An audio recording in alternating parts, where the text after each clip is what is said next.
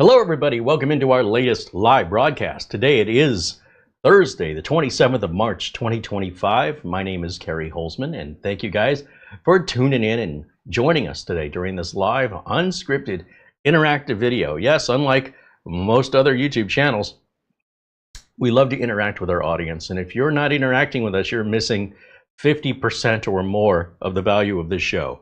The enjoyment in it, and the connection we make with people all over the world who all share a similar fondness for technology, computers, electronic gadgets, and of course just like-minded individuals who are friendly and supportive, helping each other out.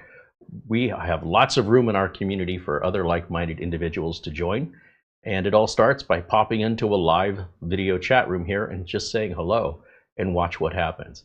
I want to say hello right now to several members joining us and friends of the channel hanging out in the chat room as we're just mentioning. For example, Eugene Ildago joins us and says hello, as does Mark Baggett and Eddie Casanova. Mortant says hello. He says he's visiting his father. He'll catch the live stream later and sends an Amazon gift card. Well, thank you, Mortant. Thank you as always. He says, I finished my AMD birthday build. Oh, my birthday isn't until the end of April. I'll post some pics to the board when I return. Right on. Well, I'd love to see it, and tell us about the specs and maybe a little behind why you picked the CPU and the motherboard and the case that you picked. I'd love to know what's behind the decisions people are making, and I'm just curious about it, not looking to criticize it, what the goal was. And I think that helps other people who are overwhelmed with the selection of choices and how you decide. And of course, how you decide and how someone else decides, they don't have to align, but I do believe all of that information for somebody who's kind of paralyzed from all of the options might help guide them, whichever sense of reasoning resonates with them. You'd be surprised how a lot of times viewers will resonate with viewers in a way that the creator has no idea. So we do have an open forum, by the way. If you're missing the live shows, check out CareyHolzman.boards.net. It's all free to use, and it's a message board, and everybody can talk to one another and leave messages and responses, and just to say hello or share your builds, or even to ask for any help or assistance. It's all free. It's all available, and the link CareyHolzman.boards.net is in the video notes below today's video. Getting back over to the chat room, a hello to David Graham. Of course, Mara's hanging out in the chat room. There's Scott saying hello, and Stephen Culver says hello. Luke Greenia joining us. Todd Wickham and 3D Everything say hello. There's Gary Bickle and Ben Laird. Ben Laird contributes £2. He says hello from Scotland. Speaking of Scotland, our good friend Buster, also in Scotland, says hello, Carey and Mara and everyone in the chat. All the best from Bonnie, Scotland, where the temperature right now in Edinburgh is 50 degrees Fahrenheit or 10 degrees Celsius with heavy rain. And he contributes £10. Well, thank you, Buster. Stay dry. I imagine you're probably pretty good at that. I was watching some videos on YouTube last night, and I just hadn't heard about John Berryman in a while, and he played in Doctor Who and Torchwood, and I always thought he was American. His accent is undetectable. So when I saw this interview with him recently, he is Scottish, very Scottish. Like, wow, I did not expect that voice to come out. I'm so used to hearing him do his American accent. And when they asked him about it, he said that he doesn't even realize sometimes when he does it. He'll be in America, and he's got a sister or in-law or somebody that lives in America, and when he's talking to her, he just switches into his American accent and doesn't even think about it. And then he could, be talking to somebody else Scottish or somebody not American and fall right back into that Scottish accent. What a talent. He doesn't even, it's so easy for him, he doesn't even realize that he's doing it.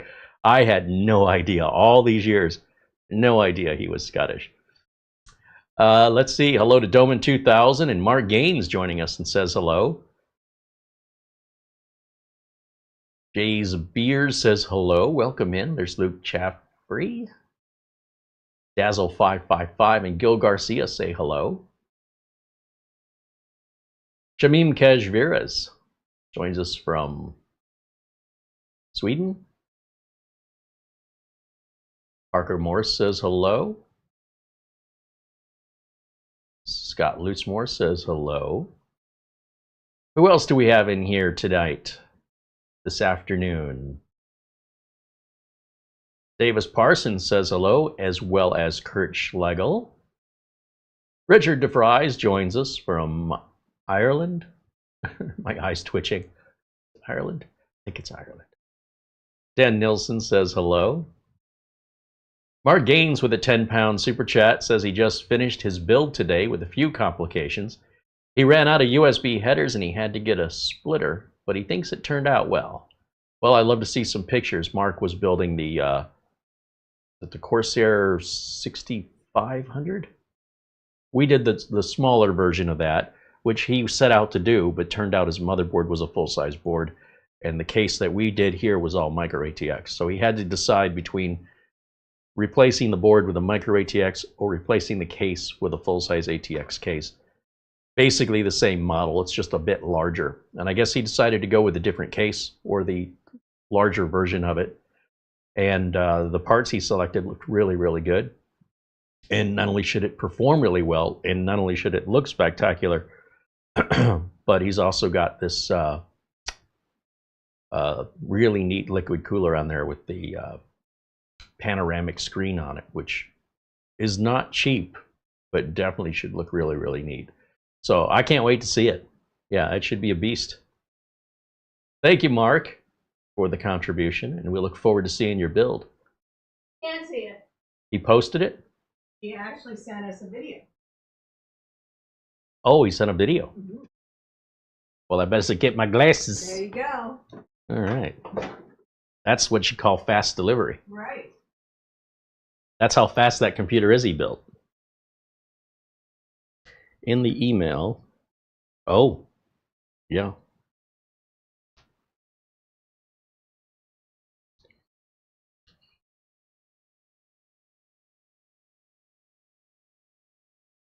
All right. Well, the room's a bit dark. I wouldn't mind seeing it with the lights on, and I don't think that the Trike's cooler.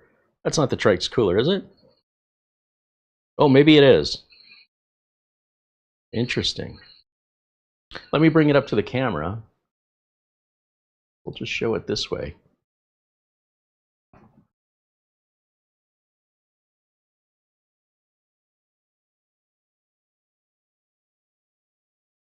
Yeah, I definitely think we need to have you pull the camera back a bit so we can see the whole computer, not just a piece of it, as well as see it in the daylight there.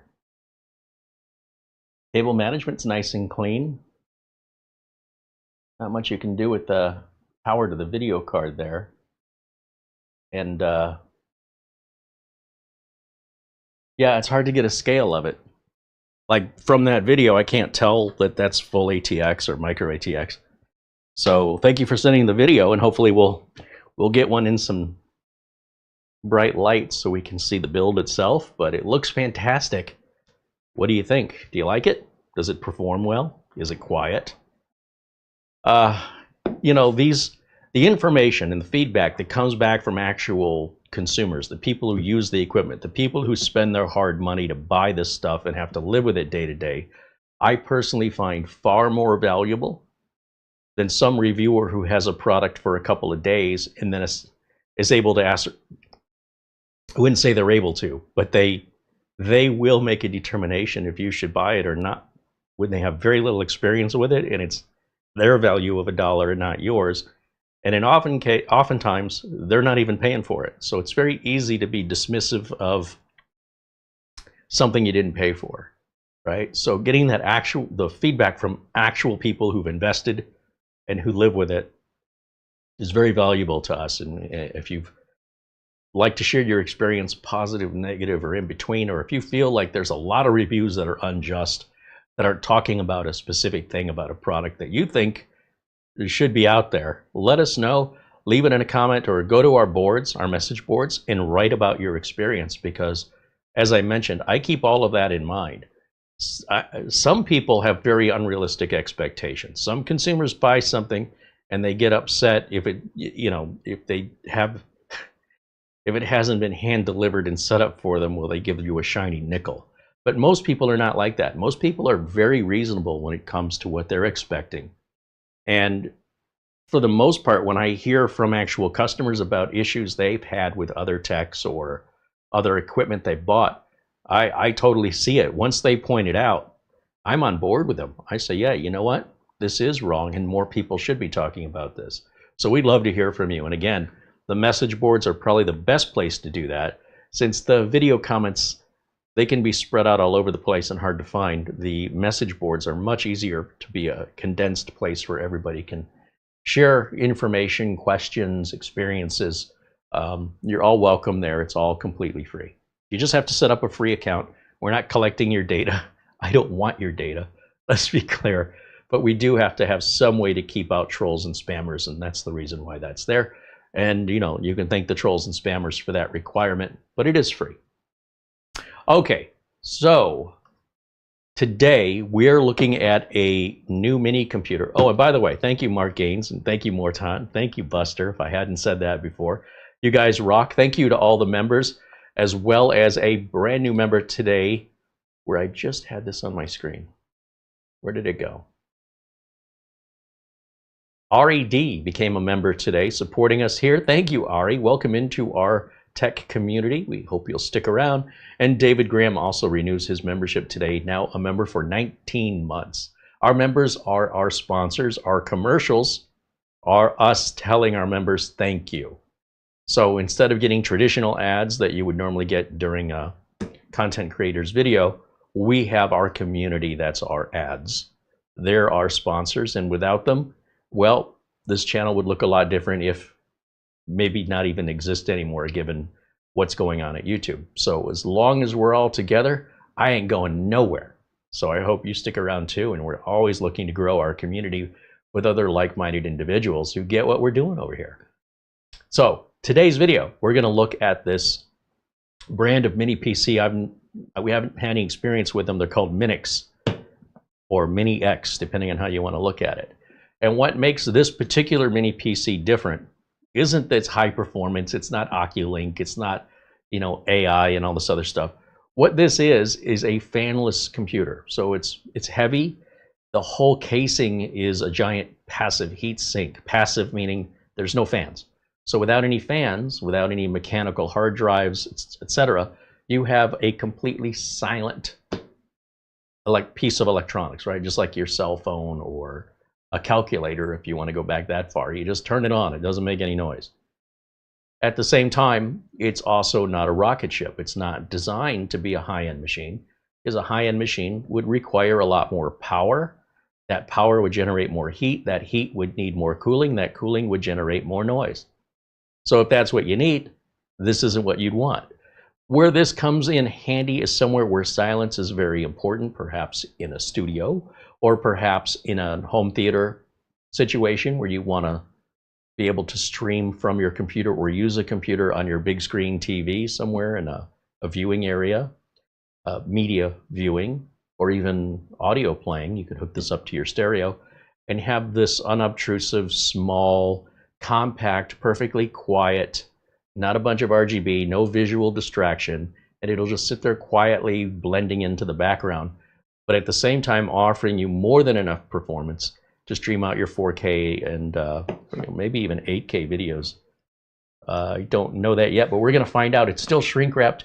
I've never worked with this brand before. I'm very, very curious about it. And I'm also curious what version of Windows we get. It already tells us that it's an what they're calling a Z300, which I believe is the N300 CPU, which is the high-end Celeron processor equivalent from Intel.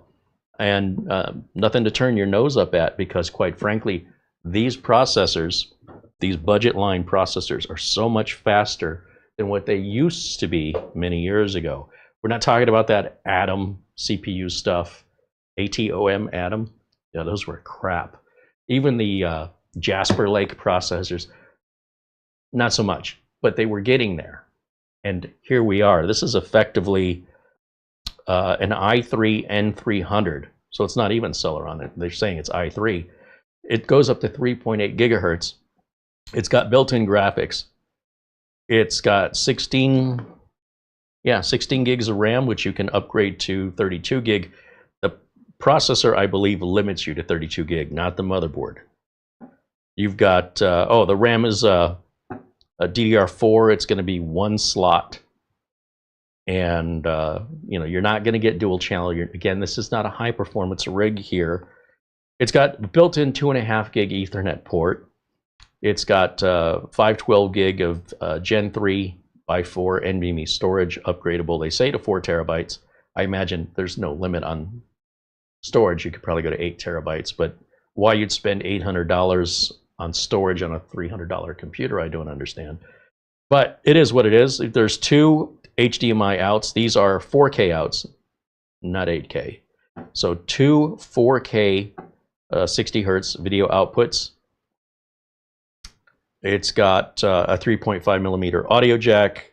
It's got a USB 3.2 Gen 2 Type C and 2 USB 3.2 Gen 2 Type A's and 2 USB 2.0s. This has a 12 volt power adapter. It's not the 19 volt power adapters we've seen before. And before I open this up, let's take a look together at the manufacturer's site just to see how they promote this. So let me jump over here. Now the links I'm showing you, they're all in our video notes below the video. And if I turn my window capture on, there we go. Yeah, we should be able to see this. So the model is Z300. It's the 0 decibel fanless mini PC. Again, 16 gigs and 512 SSD. It's a 12th gen Alder Lake N300 CPU. Now you see here they're wanting $369.90, but hold on, because I'll show you how you can save some money on that. I love that the antennas are external on this. If this had internal Wi-Fi antennas, your range would be terrible with a case made of metal that's this thick, which is required if you want the case to act as a giant heatsink. Also, because there are no fans on this, there's no dust collection. So if you live somewhere where there's a lot of dust, you're going to put this out in a garage, or you take it with you to sites where you're doing construction work. This is what you want to bring with you, because this thing's just like a solid block of metal. It's what it feels like. Anyway, when I picked up the box, I was quite surprised how heavy the box was. Let's see, performance meets serenity. Well, let's not get above ourselves with performance. The performance is fantastic for, if you consider what the equivalent of this was just a couple of years ago, this runs circles around it. But we're still talking about an entry-level budget PC that's specialized in the sense that the case is obviously going to cost a lot more money, being made of basically a giant heat sink. So you would expect to pay a bit more for that. It's also going to be far more durable because you have fewer moving parts. Well, you've got no moving parts effectively. So there's no motor to go out, there's no dust bunnies to be collected or inhaled, and there's no vacuum cleaner-like effect, so it doesn't matter how you set this thing down on its side or upside down, you're not going to be blocking any vents. Taking a look further down, it's an Octa-Core processor, so it's, I'm going to guess, 8 cores, and it's got Kimtigo premium RAM, whoever that is. I never heard of Kimtigo before. It's got Wi-Fi 6, so it's not Wi-Fi 6E or Wi-Fi 7. However, this machine probably would have a very difficult time keeping up with that, and it would add to the expense, which would take away some of the appeal if you had to charge more for it.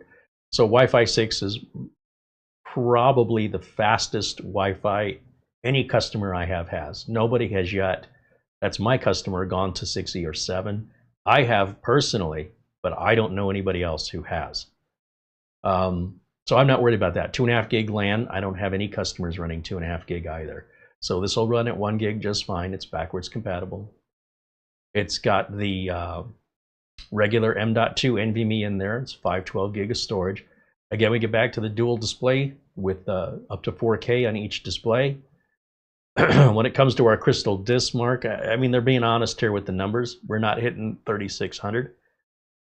We could, but that would mean putting in a faster NVMe drive, and then you'd have to dispel that heat some way that the faster NVMe drive would ultimately be something you'd have to deal with, potentially. So if you're looking for a rocket ship, you probably want fans. If you want something that's perfectly silent and you're not chasing benchmarks, but rather you're actually, I know this is a strange concept for some people watching my videos, but you're actually using this computer to do something other than run benchmarks, I think you'll be very impressed with just how responsive it is based on these specs. And most human beings can't see the difference between 2,000 and 4,000 megabytes per second outside of benchmarks. And if you're that heavy of a user, this is not the right machine for you, right? So it's like buying a little sports car and you want to drive it off-road. You're just not buying the right tool. It's not anything against you, and it's not anything against the sports car. You're just got the wrong tool for the job. Now, that being said, it says it's got an anti-static shielding technology, which I assume all computers have. It says it comes with Windows 11 Pro, and we'll check and see what version of it. And if we look here at the, every side of it, we can see what ports. We've got a trans flash, which is SD, micro SD is trans flash. I don't know why they've given it two names, but there you have it. We've got our USB-C and 3.2 Type A ports. We've got a 3.5 millimeter audio jack that you can use for headphones, speakers, headsets, microphone. We've got our power button up here on the top. We've got the points to install the antennas, and they're like these cool paddle-shaped antennas that I personally prefer. We've got a reset button in the back here, which hopefully you never need to use. Standard barrel-style power connector, two more USB 2.0s, which is a great place to plug in your keyboard and mouse instead of using up a fast USB port. You're not going to type any faster, even if you have an overclocked keyboard. So USB 2 is ideal for your keyboard and mouse. This is your LAN port and your two HDMIs. I like that there are two HDMI ports here. It's not like there's one display port and one HDMI. They're both HDMI. The only time I ever deal with DisplayPort is when I'm working with either somebody who's got a very high-end computer, they want to run it in 4K ultra high resolution, although we can do 4K at 60 hertz on HDMI, but when we want to go to 120 hertz, or we want to get to these higher frequencies, and it could be gamers, or it could be somebody that's in a production workstation, they would need DisplayPort to get the type of video signal quality that they're looking for. Again, I had one customer that did that, but they're not with the company anymore. So I don't have any customers with that requirement anymore. So it's not like that's getting more popular. This was years ago, and people are still not, generally speaking, dropping $2,000 on a computer monitor to get these ultra high frame rates. Outside of maybe some gamers, but I don't really have any gamers as customers. So there you go. In the box, it says we're getting the computer, a VESA mount. So if you want to mount this thing behind the monitor or under your desk or against the wall, that's an option. Obviously, the packaging, they come with an HDMI cable, a basic power adapter like this. I am not a fan of this design, but again, at this price point, it does bring the price down versus going with like a laptop style power brick with a separate power cable to the wall versus to the computer. So this limits the length without some kind of an extension cable on the plug end here that would typically go in the wall. This is usually, for me anyway, my biggest complaint. This is okay if it's a cell phone charger or a clock, but yeah, for a mini PC to run this, I get discouraged with the length of the cable. That's my biggest concern. I also don't like plugging these big wall warts in because I usually have a lot of them. So with a laptop style power brick, you're just plugging a normal power cable in. It doesn't take up any more room on the outlet. But again, you've got to make some sacrifices. If you're looking at entry level and you want to bring that price down, that's one of the ways you can do it, is you just don't sell a big power adapter that costs more money. That means you have to charge more for the computer. Now, when we talk about how much this computer is, and I've mentioned to you here on the site, they're showing it at $369. It just so happens, where's that price? I saw it in here somewhere.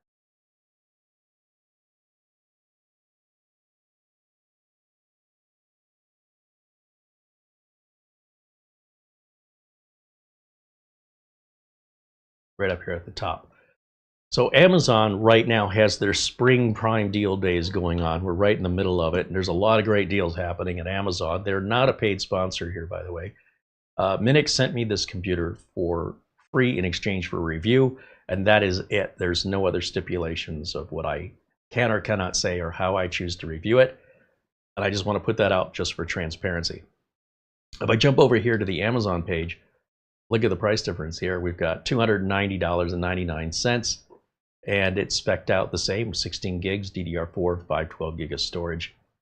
And it says it's a Prime exclusive deal. The regular price is $349. So if you're a Amazon Prime customer, these Prime spring deals are happening right now in all different categories on Amazon. I'm not quite sure what the dates of this are, other than to tell you as of March 27th, 2025, this is going on right now. You'll see they even list the processor as a Celeron, even though the box says it's an i3. I think Celeron is probably closer to being accurate. Now, a machine like this, you notice here it says reliable 24/7 operation. That's because there's no fans. So this thing can be turned on and left on no differently than an ordinary desktop, and you don't have to worry about all the dust buildup and things that happen by leaving computers on, other than, say, power spikes or things like that, which, again, plugging it into a surge protector, you're good to go. So let me come back over to camera one here. Here I am. And let me jump back over to the chat, see what you guys are saying. Oh, Mats Olof says hello from Sweden. Welcome in, Mats Olof. Good to see you, my friend.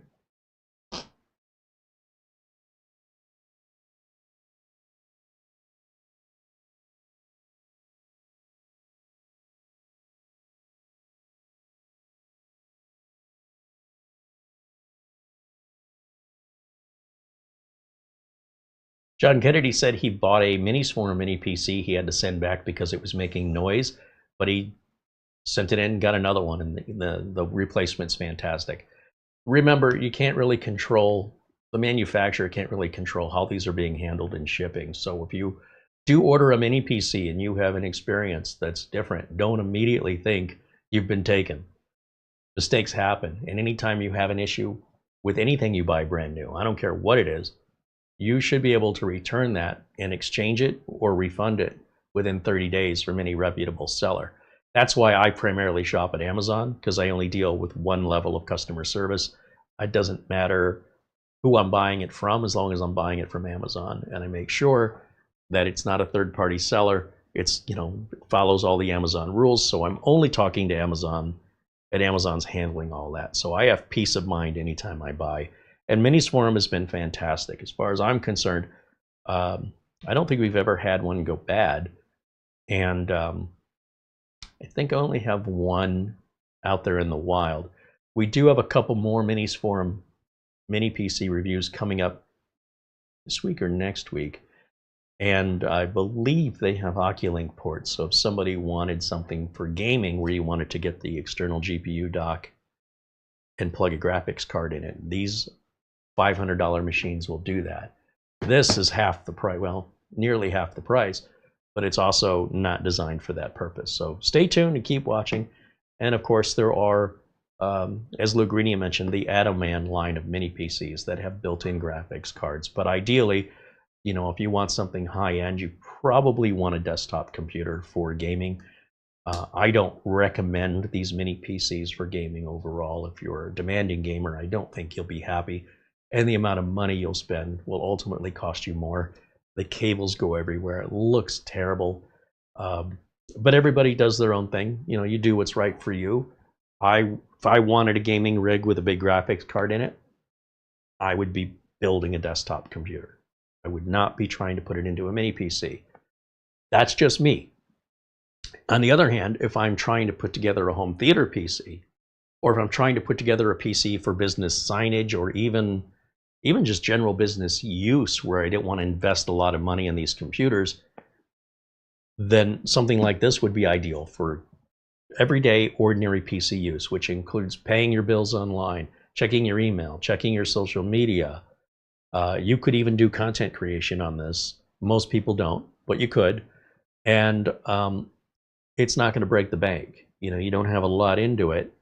It's probably not a 10-year build in the sense that the processor will start to likely feel slow in about 5 years would be my guess. It will still run, and depending on how you use it, and if you grow and your needs change, you may find it's time to replace it. As far as reliability goes, I don't expect this to be any more or less reliable than any other mini PC or laptop.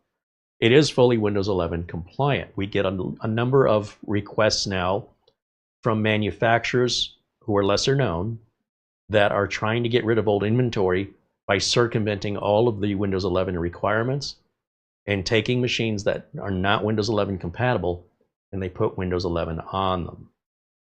And we get questions like, would you review this? And I look at it and I'm like, well, that's not a Windows 11 compatible CPU, but you've put Windows 11 on it. You've circumvented it. And they're like, yeah, maybe you just don't mention that. Like, no, I don't do that. We've had a debate with another manufacturer where we called them out on it. And their attitude was, why would you say it's deceptive from us? We said it comes with Windows 11, and you got Windows 11, so what's the problem? Yeah, the problem is, if you run the Windows Microsoft PC Health Check, it says the computer's not Windows 11 compatible.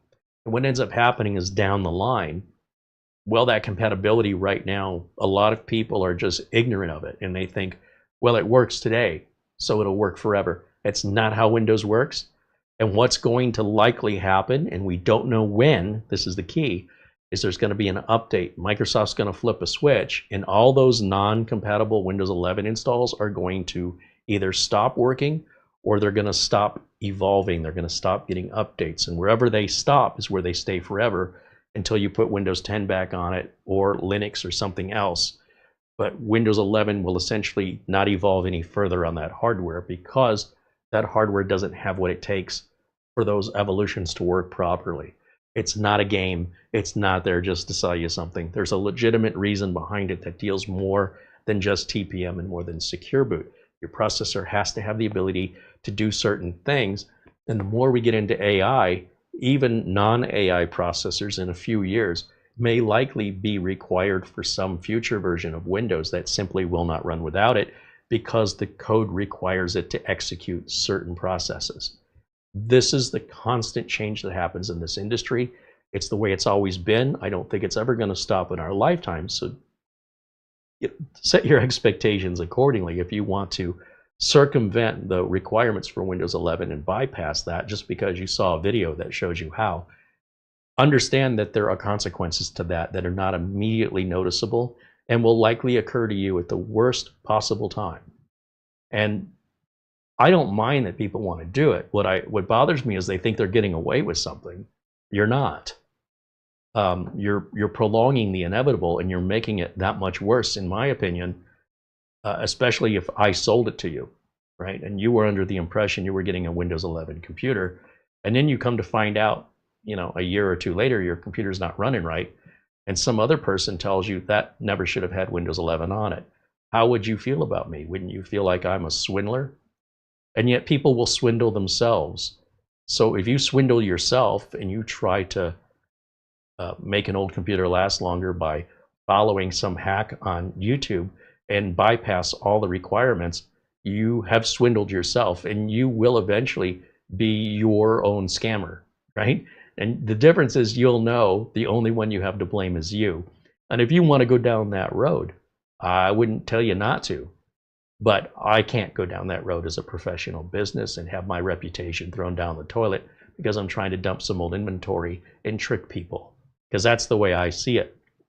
If you can't be honest, if you've got to omit things or dress things up to make it look like it's something more than it really is, I don't want to do business with that person or that company. If these companies just flat out said, hey, this is not a Windows 11 compliant computer, but we circumvented it to put Windows 11 on it, I might be more interested in showing you their product when there's full transparency. That's why today's computer and the mini PCs you're seeing are all going to be Windows 11 compliant, or we're not reviewing them unless there is that exception where the promotion page, the company page, the Amazon page all boldly states this is not Windows 11 compliant. I've never seen one do that before. I've seen them putting Windows 11 on non-Windows 11 compliant computers, and then they just don't talk about it. And if you complain, they say, well, we said it came with Windows 11 and you got Windows 11, so what are you complaining about? It's dirty. So anyway, we're not working with those companies, and I want you to know why. If you do it to yourself, that's your business. Now, let's open this up. Let's see what it looks like. I got that off my chest. Drives me crazy when I'm held to a higher standard and everybody else can just cheat. There is consequences for cheating.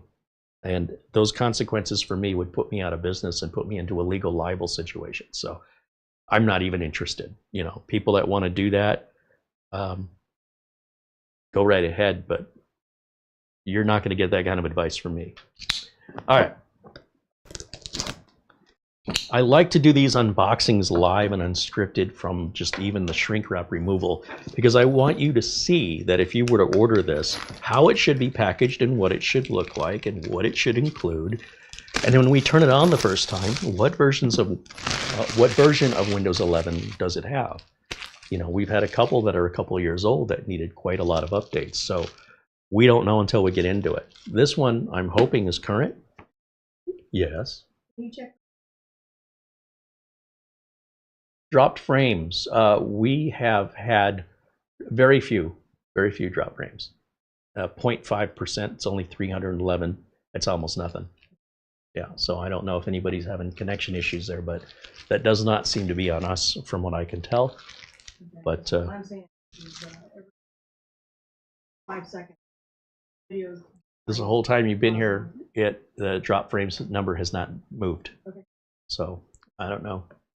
We'll keep an eye on it. All right. All right, let's see what's in this thing.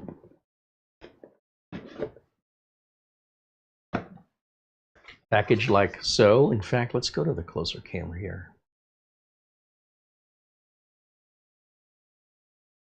It's not that one. Is it this one? There it is. All right, so we've got some documentation.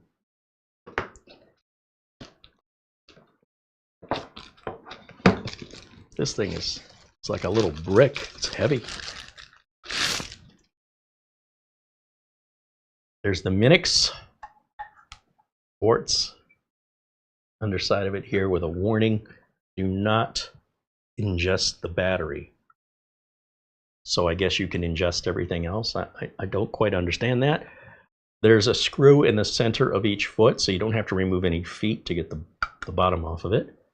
It does say Mini Core i3. It does not say Celeron. It says i3. We've got a QR code here, serial number, and of course all the ports match just what we saw online here. Screw here for some reason. A couple screws here and here. The ports for antennas. I'll set this down. It is heavy. All right, where's our VESA bracket? And then getting back to the box here, we should have our power adapter and HDMI cable. Oh, give us a much longer than expected HDMI cable. And what is this? Oh, okay, these are one-size-fits-all power plugs. So essentially, the use you put on if you need the I think what country that is. The triple flat blade versus the round ports versus the American style. So essentially you get a power adapter that has no plug on the end of it. And what you do is choose the plug for your country and simply slide it on here like so. Should just slide and lock in if I do it right.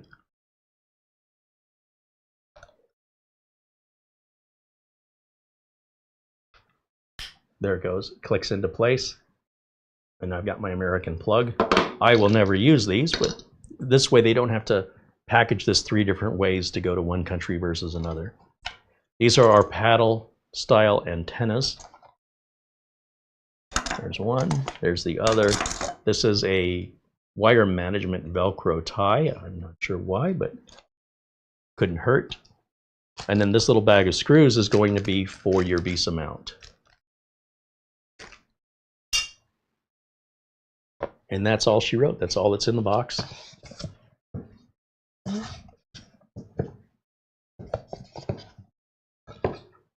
This box is just a cover.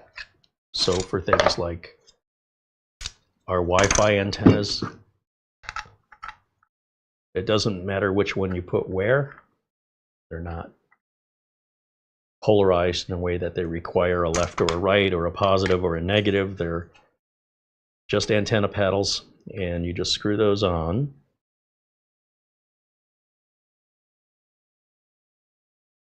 And I like to just point them up, something like that. I'll put these back in the box. I'll put this back in the box. And I'll put this all back in the box. Set this over here and go back over to our main camera. Here we go.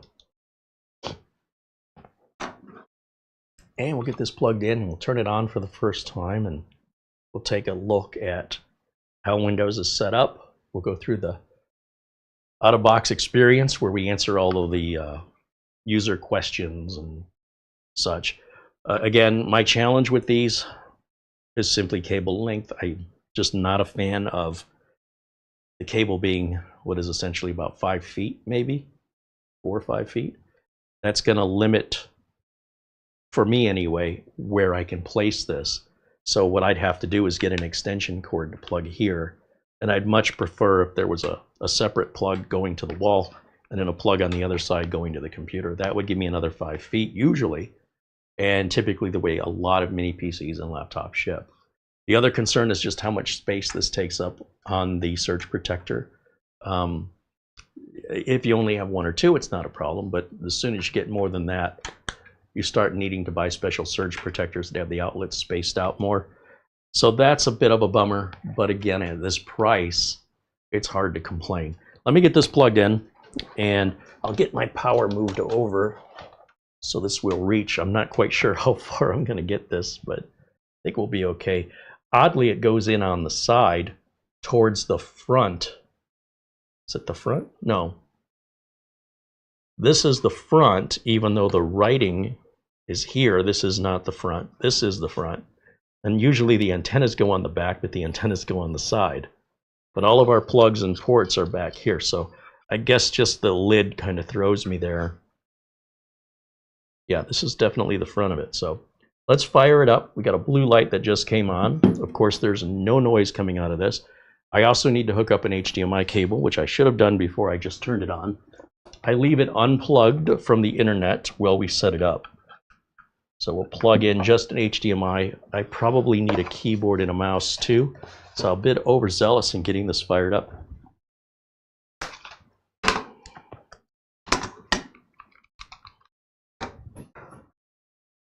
Okay, now let me switch over.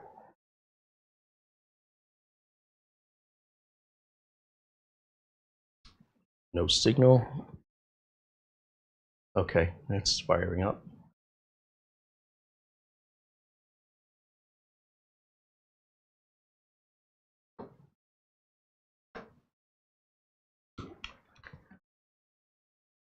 Yeah, it's completely dead silent. There's no noise whatsoever, which makes sense. It shouldn't have any noise. It doesn't have any fans. That's the only thing that should really be making noise in most computers. Or water pumps, which of course it doesn't have that either. And let's see what Windows looks like on our first boot up.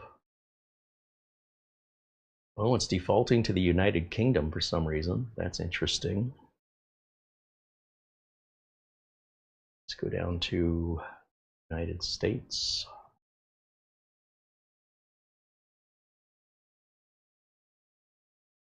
So, and we want a US style keyboard. So again, it's for some reason defaulting to the UK. And we want United States, it's not a Dvorak keyboard. Let's go all the way down. Nope, must have passed it. Wish it was all alphabetized. I'm not quite sure why they prioritize certain countries up here. Where is a standard United States keyboard? So DVORAK is the letter layout. With American English keyboards, it's QWERTY. And I guess just US is what we want. That should be the default. So next, and then I don't want to add any secondary keyboard layout. I don't want to connect it to a network, and you'll see it's not offering me any option here. So for this, we'll hit Shift and F10, and that opens up this command window right here. And we can type in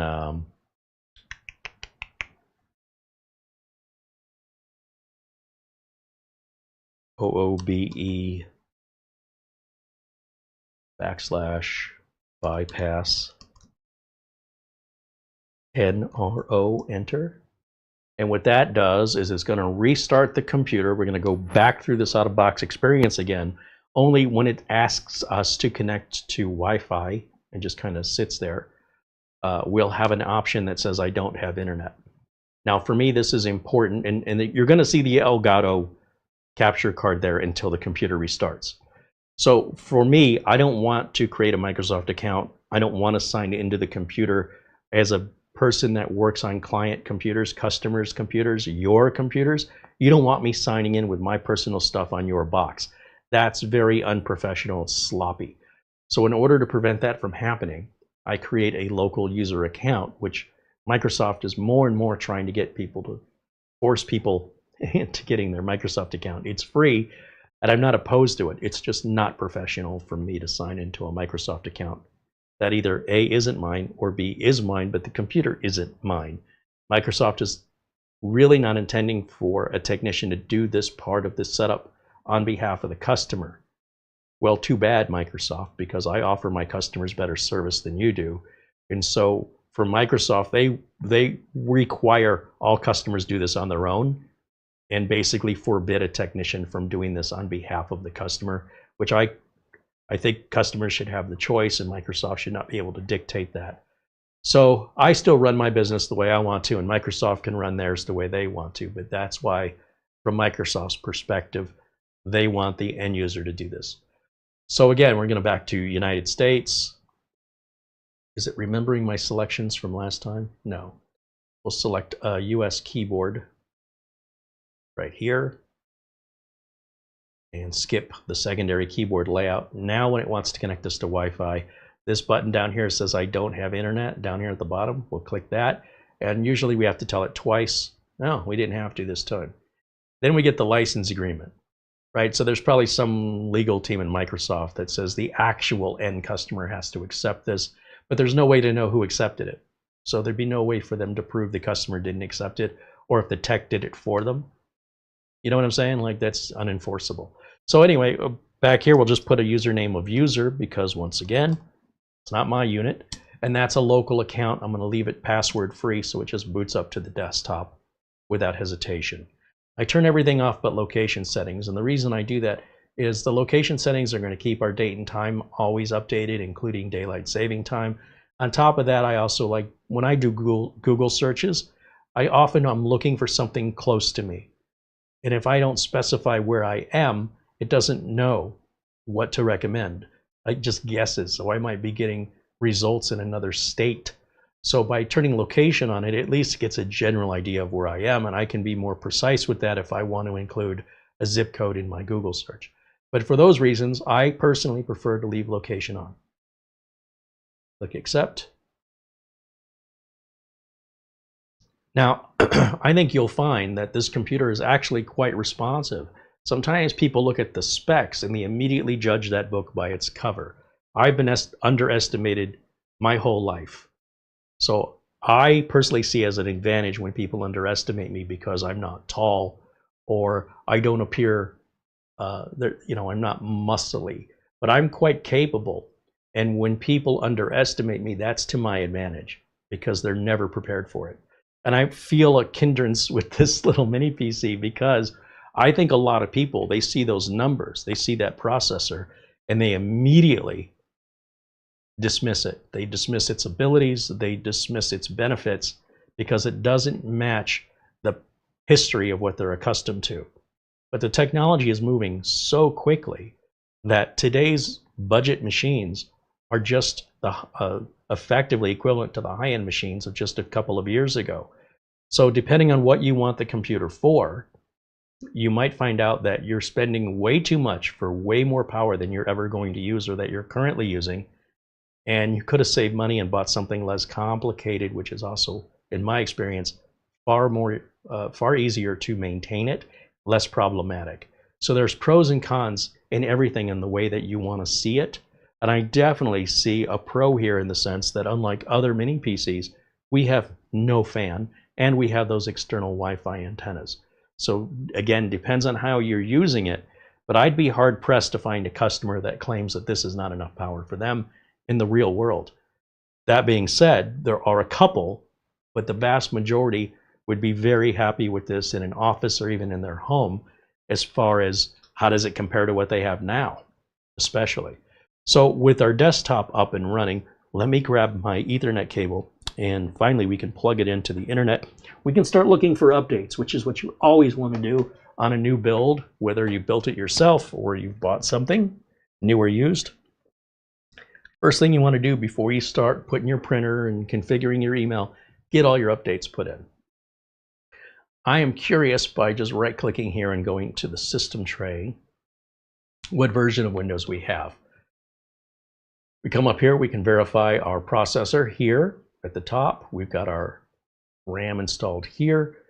It is Windows 11 Pro and it is the latest 24H2. I am relieved to see that, quite frankly, especially on the budget line, and especially when you look at this price range, how many other mini PC manufacturers are selling old inventory at this price.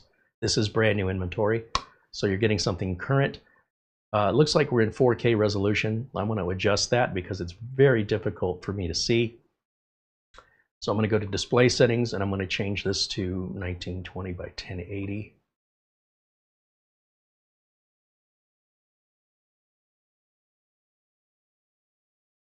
And I also want to make sure our power settings, that the machine's not set to go to sleep while we're live here. Yeah, and that's exactly what it's going to do. So I'll change that to 3 hours and put the computer to sleep. Never. A computer like this never should be put to sleep. You can put your monitor to sleep, that's fine, but there'd be no reason without a battery to preserve. If you have a battery operated machine, then you'd want to preserve the battery. So laptops and things, tablets, that's what sleep is for. It is never and has never been intended for desktops, and why Microsoft continues to offer it is the source of many a tech support call when computers don't wake up from sleep correctly. Let's go to Windows Update now, and let's just see how many updates are missing. I can't imagine it's going to be the usual wait we see here, given just how recent this hardware is and that we already have 24H2. And while I'm here, I'm going to go under Advanced Options and turn these features on to just automatically get these updates. I also see a couple of optional updates already available, and we'll grab those. Typically for the network, the Bluetooth. That's pretty common. And you can see a lot of these are just drivers. Very small files here. The malicious software removal is pretty standard. The antivirus update's pretty standard. And then the cumulative update, that's the one that could take a while. But hopefully when we reboot it, there may be just like 3 more updates, perhaps like a .NET framework or something. And that's it. It's updated. Now down here in the system tray, we can customize this however we like it. We can check out our Windows security, see what it's complaining about. Wants me to set up OneDrive, which again requires a Microsoft account, so we're going to dismiss that and turn on the browser and app control for Windows Security Center. And that should keep that happy. So while that's updating, let me jump back over to camera 1 over here. In fact, I can put it on the screen at the same time. And we'll go back and take a look at any questions you guys have or concerns that you might have about a computer like this. Let's see, put myself right down here like that.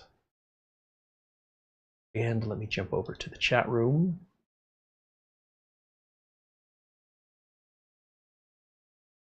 There we go.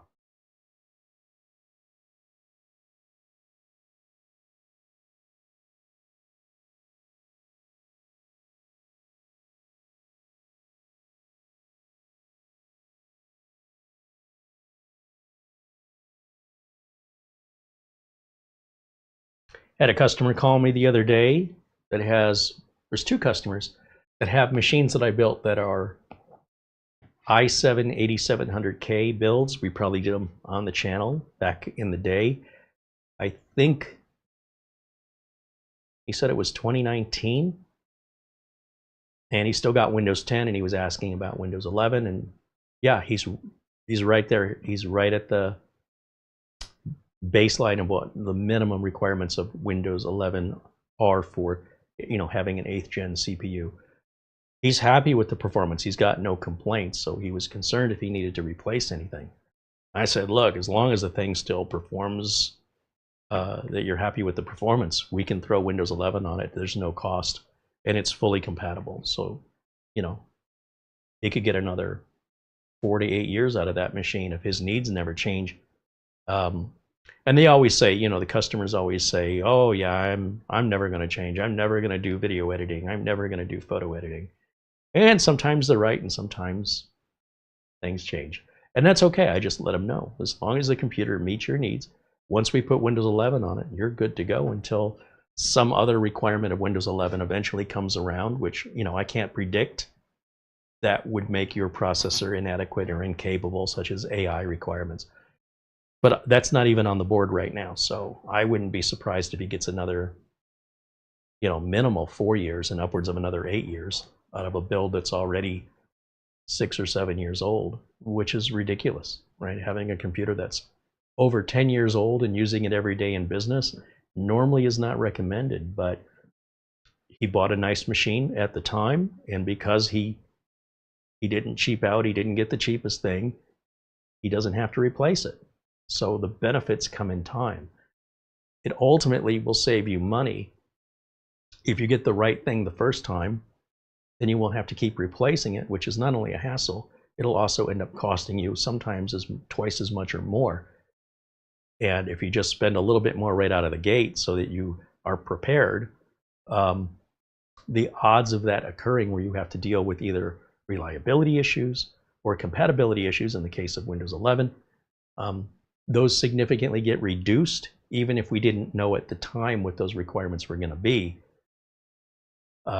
by being at the latest, not the fastest, not the highest end, but also not the cheapest and lowest end, right? We got right at the beginning of the high end with the 8700K at that time. There wasn't much above it. And you can see from just the passage of time, I've got 2 computers, 2 customers still relying on those today. I also have a customer that's got 2 7700Ks. Those are not Windows 11 compatible, and they will need to be replaced. And that's just a question of timing, right? We just didn't know at the time. But those computers, by the time Windows 11 is, basically required, which is October, those computers should be about 10 years old. And normally we don't run computers that old in businesses. That's just not a normal thing. The fact that you can, and it's working so well, is a testament to the philosophy that I have, that you don't have to buy the most expensive thing, but also don't buy the cheapest thing. The problem with that logic today is so many things have come down in price that the perspective of what's expensive and what's cheap is changing. So for example, you can buy a nice high-end mini PC right around $500. And I'm not talking about gaming, I'm not talking about like super high-end stuff, but 12900K processors with 32 gigs of RAM and terabyte of storage with OcuLink, all of that in a mini PC, starting right around 500 bucks. That to me is insanity. That is a crazy low price for that much power. That was easily twice that money two or 3 years ago. So there's some real deals to be had, since all of this extra power that people are getting isn't necessarily needed by the majority of people who want it. Not that it's a law that it has to be. If you've got the budget and you've got the enthusiasm to always want the latest and greatest, you will always be spending the most for it. There's no problem with that. But if you want to make a more sensible purchase, don't just buy the cheap thing. And don't buy the most expensive thing.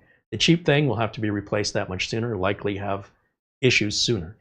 The expensive thing will depreciate more quickly. It may be more finicky as you're a pioneer figuring out what needs to be fixed. The manufacturers then have to update BIOSes, etc., to deal with any problems. So you're paying more and having more problems, or you're paying less and having more problems. But in the middle, in my opinion, that's where you want to be, somewhere in that middle, which is a much wider range of selection than on the low end or the high end.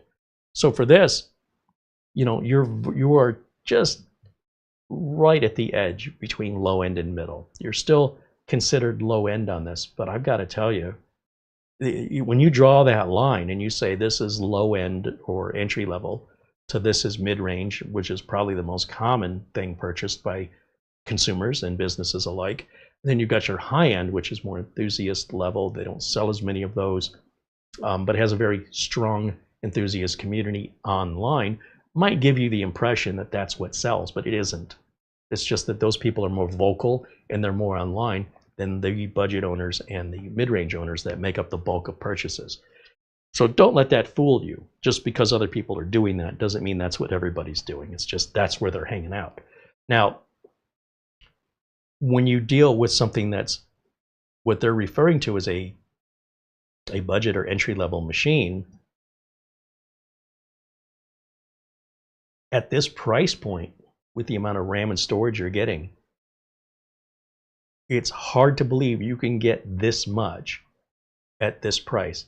So back in the day when we were getting fanless power supplies, those power supplies were easily 2 to 3 times the cost of a similar power supply that was that had a fan. The fact that you can have this without a fan did not triple its price. That's where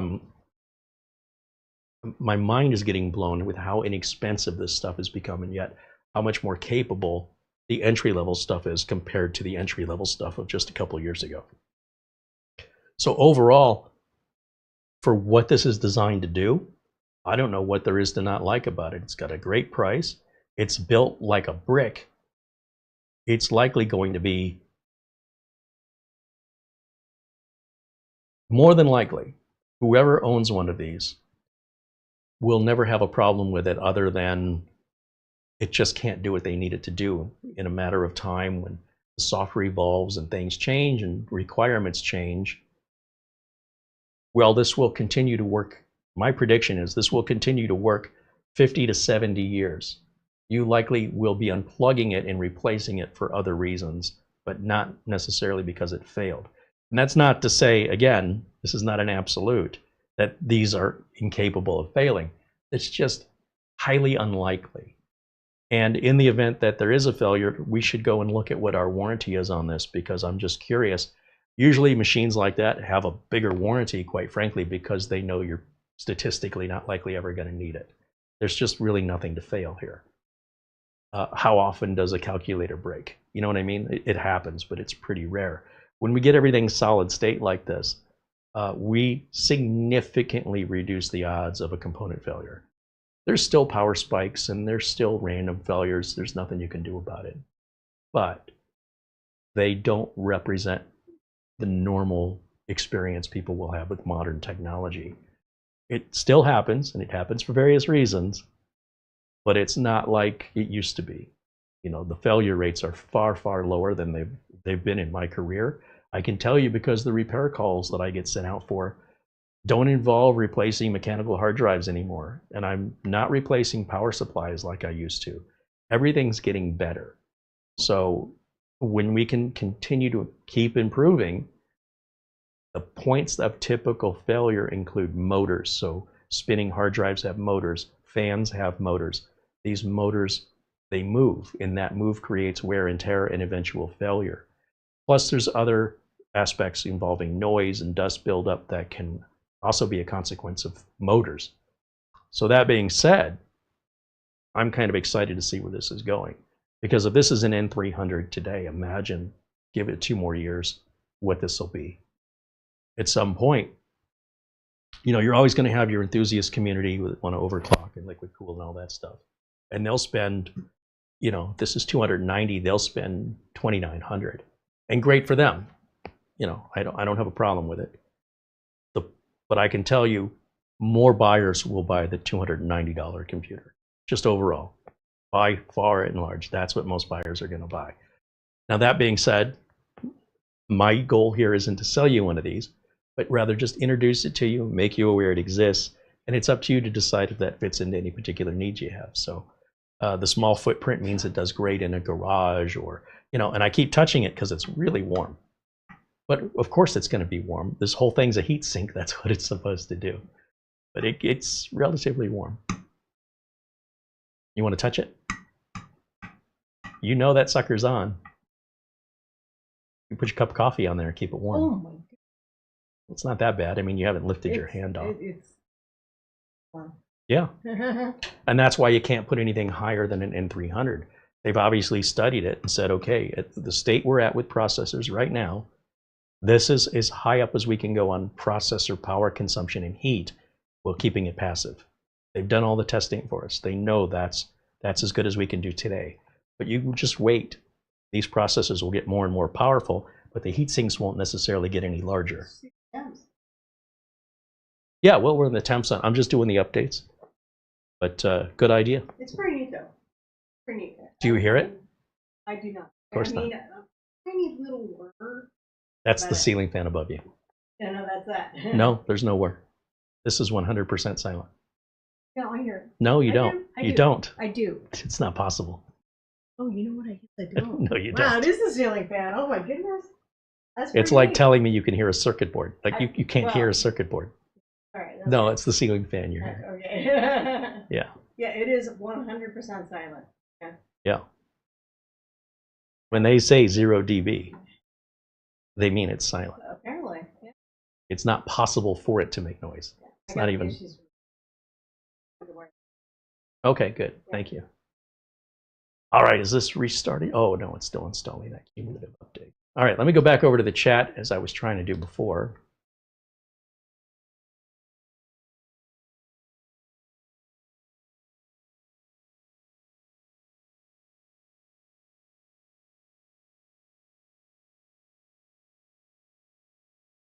Go PH999 said his mini PC cost $200. It works like a charm.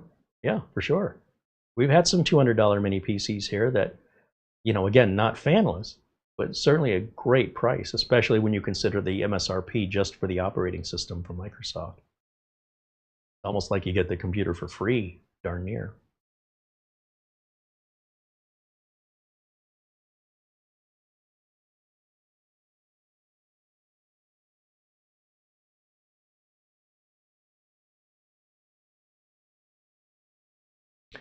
Bajin Guy says, well, we're waiting. Can you check out the specs on this mini PC? So we did that right in the beginning. The DVR mode should be turned on, and you should be able to rewind the video when we go over the specs. I'm guessing you joined a little late and missed that.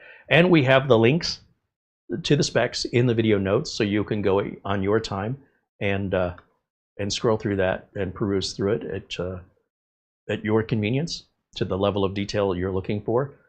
But I do encourage people, if you're joining us late, be sure and know that you can rewind this video right now while it's live and go back and see what you've missed. Let's see if we have any other questions here.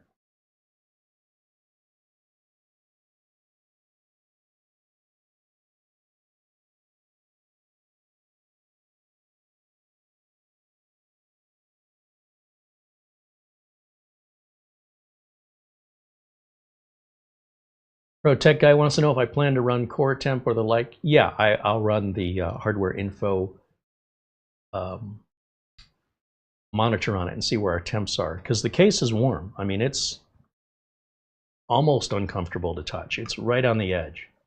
Like if I were washing my hands and the water was this hot coming out of the faucet, I would likely, this would be too warm for me to wash my hands under. But that's what it, it's doing what it's supposed to do. Likely the sticker, this big white sticker on top, is probably not helping with our heat dissipation. But sometimes during Windows updates, the processor can work quite hard. And I consider doing the Windows updates a great benchmark with regards to testing the machine to see that it operates as it should without crashing or any sort of failure. This is real world use versus simulated use. In my experience, simulated use doesn't even come close. It's not even, we can run Cinebench on it, but that does not represent any real world use I've ever seen in my life. It's so extreme and extraordinary that, I see people torture the heck out of computers to see how capable the computer is, but I don't see them testing themselves to see how capable they as human beings and computer users are. In most cases, in my experience, the ones running those simulations never come close. Overall, I'd say 90% of those people measuring the performance, to me, the performance that matters most is the end user's abilities, not the computer's abilities. So by just measuring one and not the other, there's basically what a car is capable of doing and what a driver is capable of doing. A lot of people think that it's very easy to drive a car 130 miles an hour. In your head, yeah, it probably seems easy, but when you're actually doing it, knowing any little mistake can result in the ending of your existence, or at the very least cost you a lot of money. It definitely requires a skill. And by honing that skill, oftentimes a skilled driver can win a race with a slower car because they know how to drive it better. So it's more than just performance that we're measuring. We also have to measure the end user, because if the end user is incapable of using that performance, then it's just a form of entertainment for them to, it's like a video game to run the benchmarks. So I'm not too concerned about the heat this generates, given that it's designed to passively cool. That heat has to go somewhere, and that's what the case is designed to do. So how hot is it is a fair question, and we'll take a look and see if we get any throttling happening just under normal use. Because you definitely don't want to see throttling happening under normal use. Let me go back over here. Yeah, we're still installing up there, so keep just stalling for time as we wait for that first update to finish.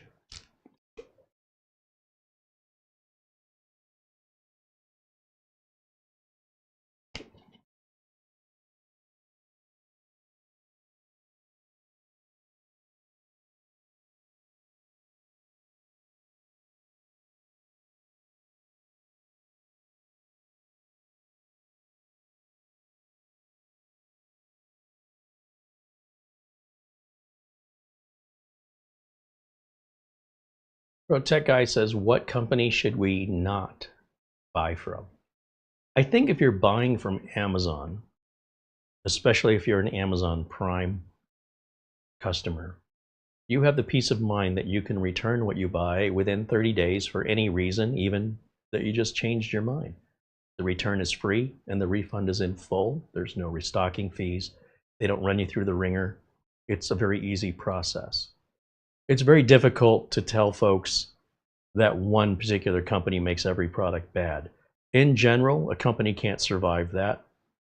And these are problems that typically solve themselves quite quickly. So when a company is, making every product bad, or they're selling it for too much money, word gets out much quicker on the negative stuff than on the positive stuff. And if Amazon's getting too many returns, Amazon will simply stop carrying the product. They'll ban the seller. So unless you're right in that little window of time being the first, you really have to gauge reviews and make sure that you're buying from a platform that will allow those preferably free returns. And you should have 30 days. I mean, if you can't make up your mind in 30 days, I don't know what to tell you. I usually know within 2 days if I'm going to keep something. It's usually pretty obvious. Now, I may not get around to returning it for a couple weeks, but that's only because I have to take it to the UPS store as a drop-off. And I will try and take 3 or 4 things in one trip rather than just going one day and then end up having to return something another day. I've returned a lot of things to Amazon. Some people are afraid that Amazon will ban you for returning too many things, and I don't know how many things is too many, but I would say if you're well under 5% returns of things you're buying, I don't think it's going to raise any red flags for Amazon. I mean, I'm buying from Amazon like every other day, and I'm returning probably less than 5% of what I'm buying. So overall, it's no problem. But you have to understand, if I'm buying 1,000 items, or let's reduce that number.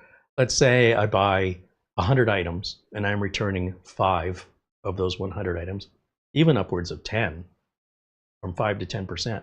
Amazon doesn't blink an eye, and I can tell you that from experience. If you're returning large, expensive items frequently, that might be a red flag for Amazon. So for example, if you might be somebody who's buying expensive things, reviewing them, and then sending them back to Amazon, and you might get away with it the first couple of times, but after a while, Amazon's going to catch on and realize, they're not a library. So under regular, legitimate need to return, you shouldn't ever be a problem. And only people that are doing something suspicious, that are returning things constantly, are the ones that end up getting flagged. So the extreme opposite is somebody's afraid to return anything to Amazon because they don't want to get flagged. Legitimately, if you want to return something, return it. And then it doesn't really matter about the company. You're covered. So between the reviews that other customers leave and with Amazon's return policy, you have that peace of mind. But if you want to buy from AliExpress or Temu, you kind of get what you get. It's like shopping at a garage sale. If you want to shop at a garage sale, you might find a good bargain, or you might just be buying just a piece of trash. But then some people are into the gamble of that. They enjoy that for the thrill of it.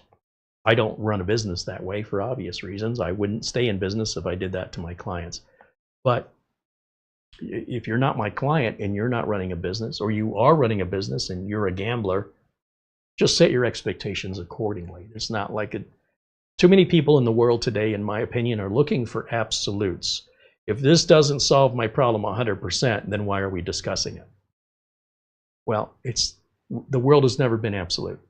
There's no absolute way to prevent somebody from stealing your car. You can put a car alarm on it, you can roll up your windows and lock your doors, but they can still steal your car.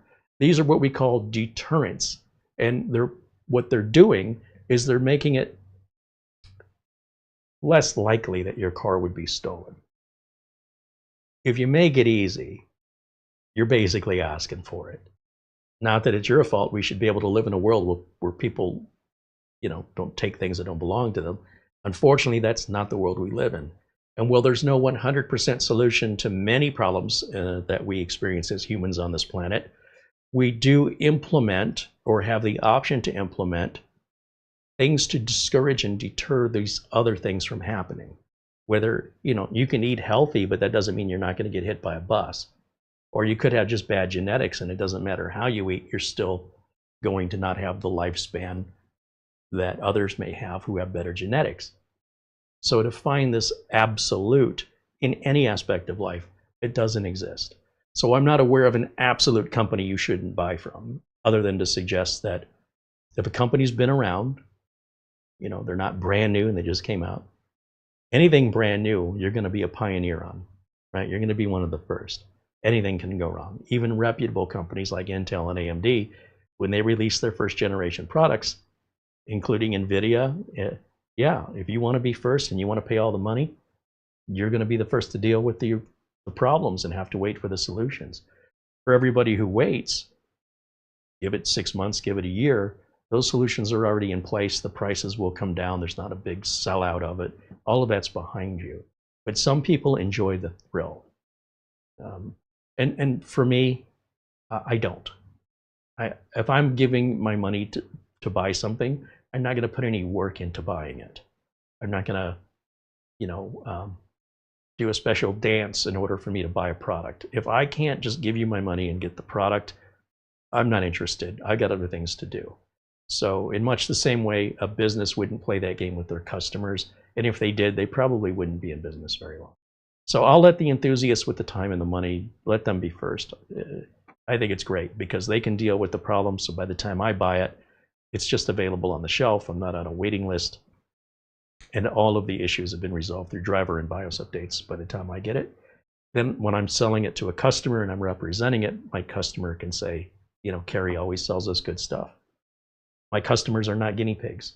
So if I experiment with things like, say I'm going to experiment with a fanless mini PC, I need to experience it, or I need to put it in the hands of a friend, someone that can use it regularly and let me know of any issues or concerns before I can make a recommendation to a customer. Because when I make that recommendation, the liability now falls on me for the life of the unit.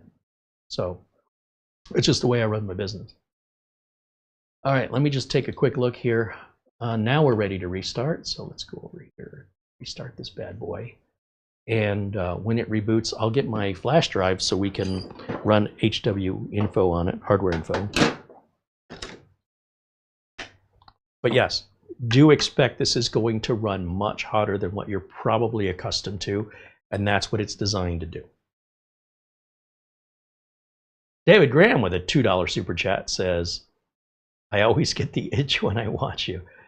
Yeah, we have a lot of fun toys here, but honestly, when it comes down to the practicality of what I'm using, there's not a machine I have here that I personally wouldn't use. I just don't have any use for it at this time. So many of the desktops we built here are very high-end desktops.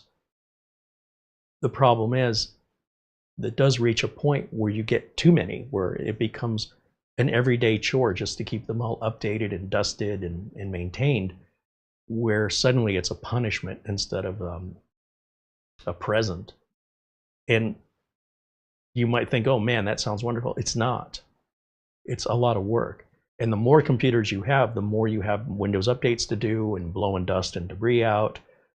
You know, everything has to get updated. Video drivers, BIOSes, all these things.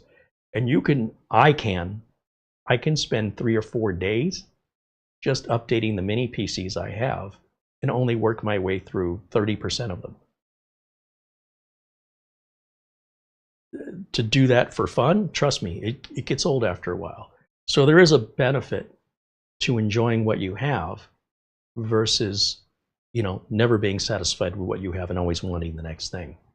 Because all that setup and everything it's required to take the old one out, put the new one in, and get it reconfigured the way you like it, it's got to be significantly better for me to go through that effort. It can't just be 10% faster. If it's not at least 40% faster, don't waste my time. So generation to generation, I don't upgrade. I don't go from 10th to 11th to 12th to 13th to 14th. I don't do that. I will build machines here on the channel for that. Studio A still has an 11900K. It's rocket ship fast. I would not see any benefit to putting in an Ultra 9 on that build, or even an Ultra 7. It will not make a significant difference in performance. I won't even notice it. But I will have to reset up everything again and reconfigure and pull the old one out and hook up all the other stuff. It's not worth it. But once you're about, say, 4 or 5 years old of your current build, then you'll start noticing performance difference if you build the equivalent with the latest technology. Then, in my opinion, then it's worth it. And then just always keep the next one and never get rid of the old one. Eventually, you'll have so many, you'll spend a lot of time just doing updates and maintenance. And after a while, just give it time. You'll have enough. You'll say, you know what? It's not worth it. I spend more time maintaining. You will reach a point where you will conclude that you spend more time maintaining the computers than actually using them. And if you're not getting paid to do it, you just punished yourself, you know? So, yeah. Oftentimes, a lot of these computers may sit for months without being powered on. And when they are powered on, they're so far behind in updates, it can take 3 or 4 hours just to get them current. And I need to do that. That's a requirement that I have on myself before I sell it off to a customer.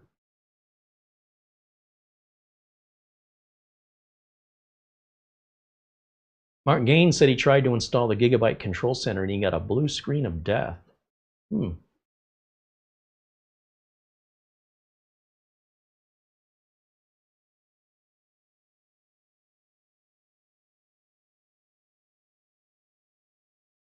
Not quite sure that I have any useful information on that, Mark, other than, you know, I encourage you to use our forums, the message boards, and let us know a bit more about what's going on. And between myself and other community members might be able to guide you to a solution.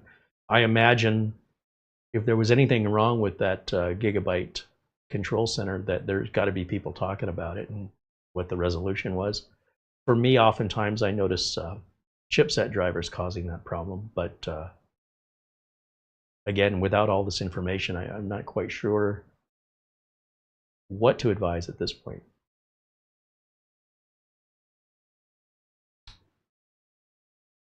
John Paul Bacon wants to know, are any of the new Ace Magicians still coming with unwanted software on them? No. I think it's a little unfair, personally, when we never let someone get past a mistake. And while that may be a fair question, that was resolved a long time ago.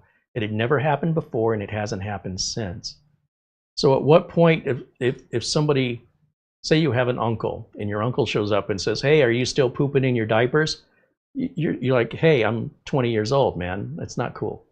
You know, at what point does it get a little offensive? Like, why are you talking to me like I'm still an infant?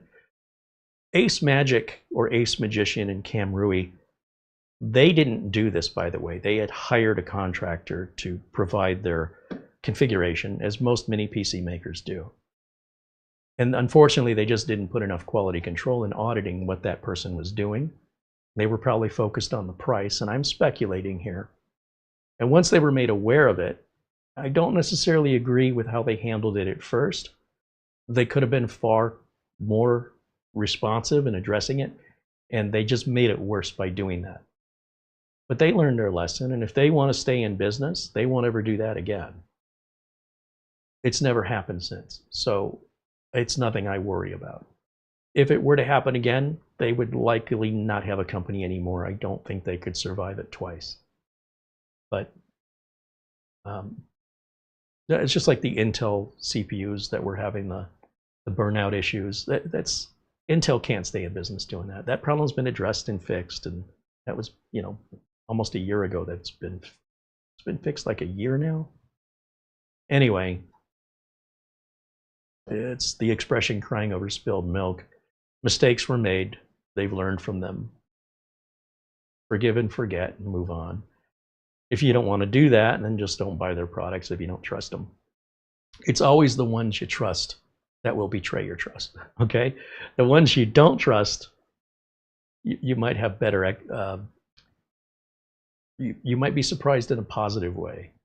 But, you know, Sony, was it Sony or Samsung TVs were recording things from, you know, reporting user data and a microphone and a TV for some reason. And I'm not aware of any company, any major company, that hasn't had that sort of thing. Right now with 23andMe, with the genetics, that company's filing for bankruptcy, and they're selling off all that DNA that people have paid, you know, to get their genetics. And I told you from day one, if you've been watching this channel, if you care about your DNA and you care about your privacy, don't send it to 23andMe or any other genetic testing facility, because you're basically handing it over. You'll never ever get it back. And if you never do it, that's the only safe way. And if you do send your DNA in for DNA testing to one of these companies, understand that it's sooner or later that company's going to go bankrupt or be sold or bought, and that will be in the hands of another company that you won't have any options of. So even people trying to remove their DNA doesn't really get removed. It's just supposedly randomized, so there's no association to the individual, but they're still keeping the DNA. Now, if that DNA is used 20 years from now or 40 years from now to find a cure for cancer, and they're making billions of dollars because your DNA was the clue that they needed to solve this medical issue, you will not receive any compensation for that. So there's these kind of issues.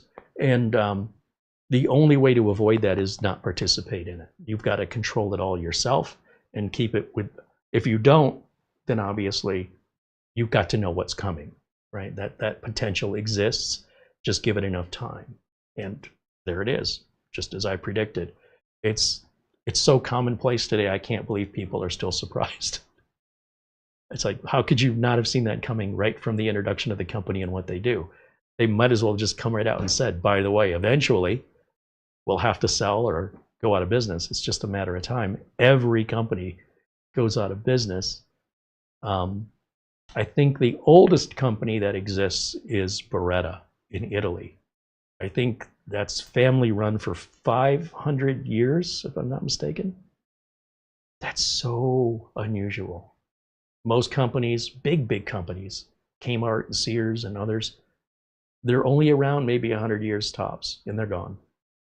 And Jeff Bezos acknowledges this with Amazon. He knows it's not going to be around forever. Somebody will come along and put them out of business. So they got to make the most of what you got and keep it alive as long as you can. But it won't be around forever. The odds are strongly against you. Carl says, did you contact Cam Rui regarding the specs on that E3B mini PC? I asked Mara to do that, so I'm not sure where that is, if we got a response or not.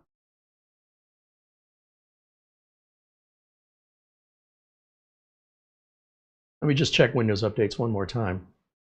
And while it's checking, I'll plug the flash drive in and we'll take a look at our temperatures here. This is now getting uncomfortably hot. Like, this is extraordinarily hot. I just had to let it go because I was going to pick it up and plug the flash drive in, and the reason I just put it down is it was starting to get comfortable. I think I have my infrared heat gun over here somewhere. Bear with me for a second. Let me step around and see if I can find it. I wouldn't want to put anything that was heat sensitive around this thing because it is warm. Let's see, is it in there? Is it in here?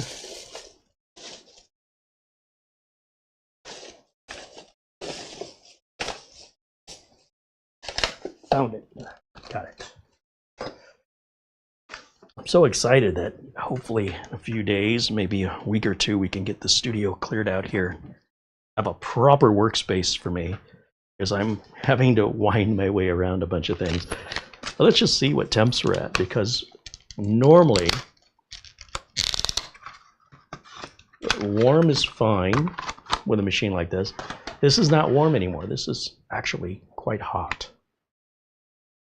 So my heat gun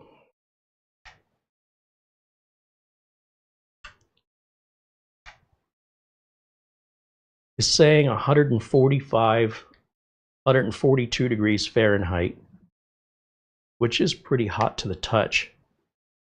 The sides that I was holding onto here, these are registering right around 130 degrees Fahrenheit. That is hot.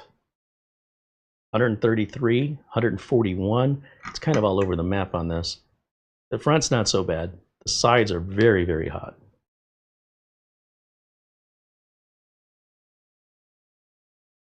So we're sitting somewhere between 130 degrees Fahrenheit to 140 degrees Fahrenheit.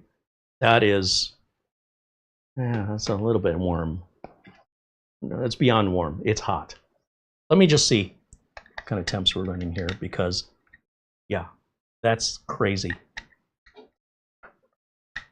Again, when it's fanless, I expect it to run hotter than normal, but I don't expect it to be so hot that I can iron clothes with it.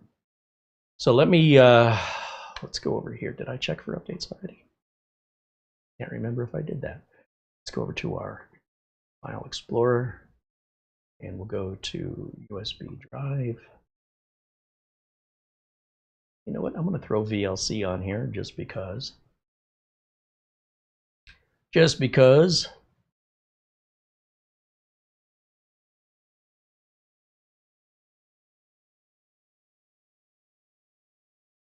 We're going to go to, see, I'll grab CPU Z and throw it out here.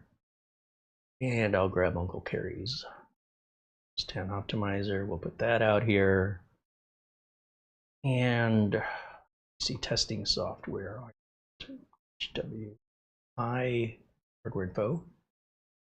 And, you know, just for grins and giggles, not that I recommend it, there's Cinebench.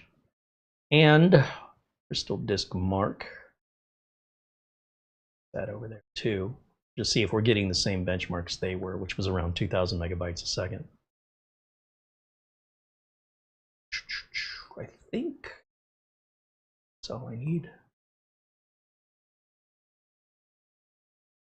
Yeah, we're getting a couple installs. There's the .NET update that will require a reboot.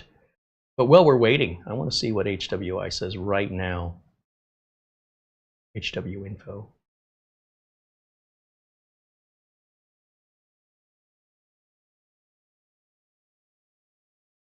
So typically CPUs can reach, oh, let's average out 100 degrees Celsius. Not sure what that is in Fahrenheit, before they throttle, which is far hotter. You know, that'll burn your skin, and that's within tolerance of operating temperature. When we look at where we're at on CPU temperature, core temperatures, you know, it looks attractive. It says we're in the 70 degrees Celsius range, but what I'm curious about is, you know, being American, what does that translate to in Fahrenheit? So we'll start without data. Close that. 70 C to Fahrenheit.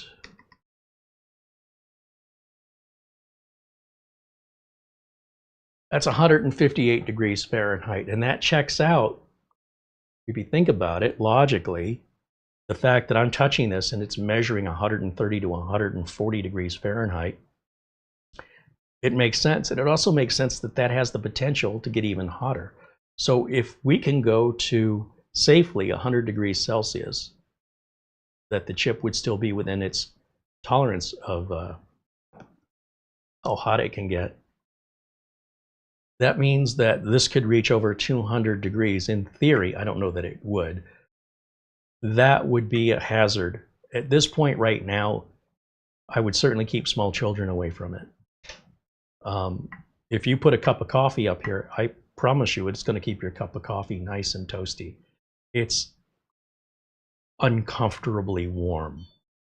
Now, I don't know why I'd be touching it, regardless if it's hot or cold. It seems like a weird thing to do, but let me finish that install of VLC, close that out. If I were to put Cinebench on this, even though it's installing an update, by the way, which is even torturing this computer far more than it's designed to be tortured. Like Cinebench on, this isn't designed to run Cinebench. It can do it, but it's not where it shines, okay? So let's just see how much worse we can make it. I cannot pick this computer up and move it right now without withdrawing my hand. My instinct is take my hand off of it. If I keep it on there any longer, I feel like it's gonna burn my skin. It's that close. So let's go ahead and start this first test, and we'll go over to our temperature monitor here.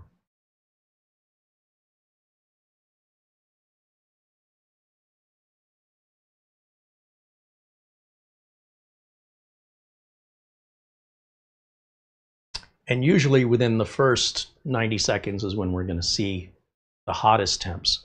And what we're looking at is going to be over here on the far right, the maximum that we're looking at, this row. And we're seeing an 82 degree Celsius maximum.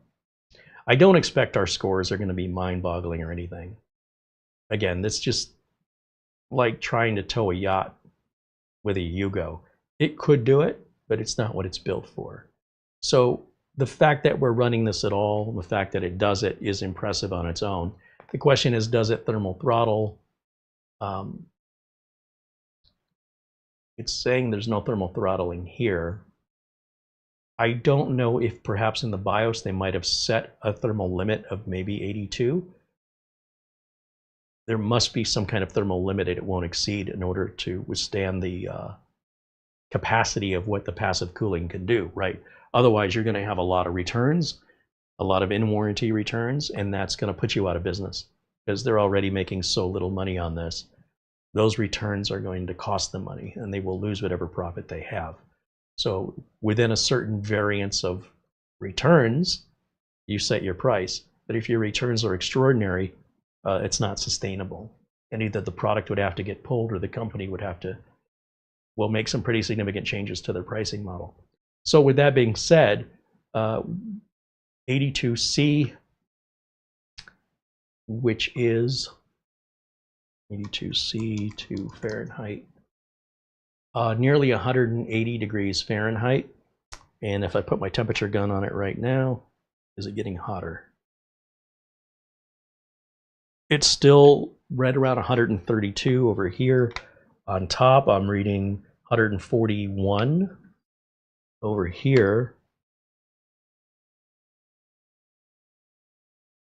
130. So this thing, it's going to heat up apparently to about 130, 140 degrees Fahrenheit. And again, if we go the other way on this, if we say for everybody that lives outside of the United States, what does that even mean? Let's take a worst case 140 Fahrenheit to Celsius. That means the outside of this is getting 60 degrees Celsius, maximum of what we're reading. Back over here. I'm going to assume that because we're not seeing anything higher than 82 degrees Celsius internally, that's got to be a BIOS limitation. Probably a smart one, not one I would address. I would leave that alone.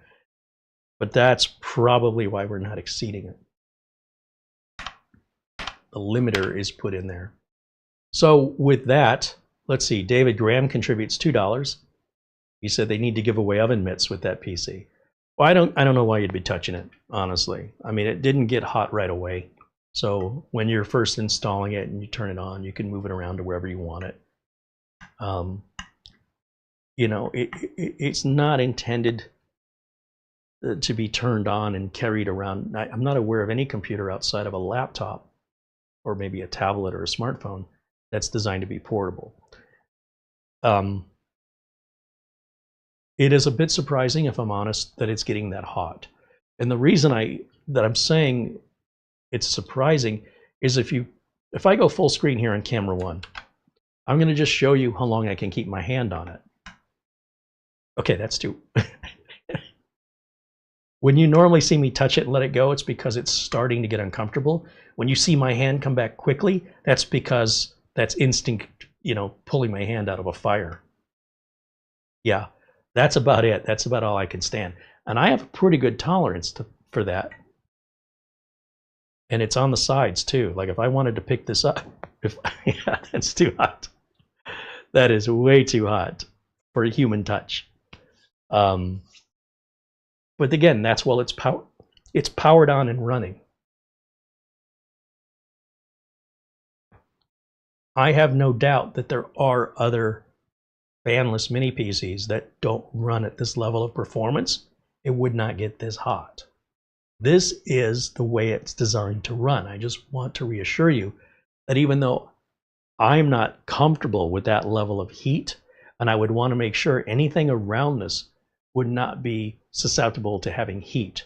So in other words, if I had a wax figurine or something that was, you know, if it were put into direct sunlight, could cause it to curl up or deform, I would want to keep it at least 6 inches away from this mini PC. I would not want to put anything on top of this unless you had a drink you were trying to keep warm. I suppose you could use this as a heated coaster and it would keep your drink really nice and warm. But if you spill your drink on it, well, that may not be such a good idea. So that's very interesting. I don't know that it's necessarily a bad thing. But again, it's about setting your expectations.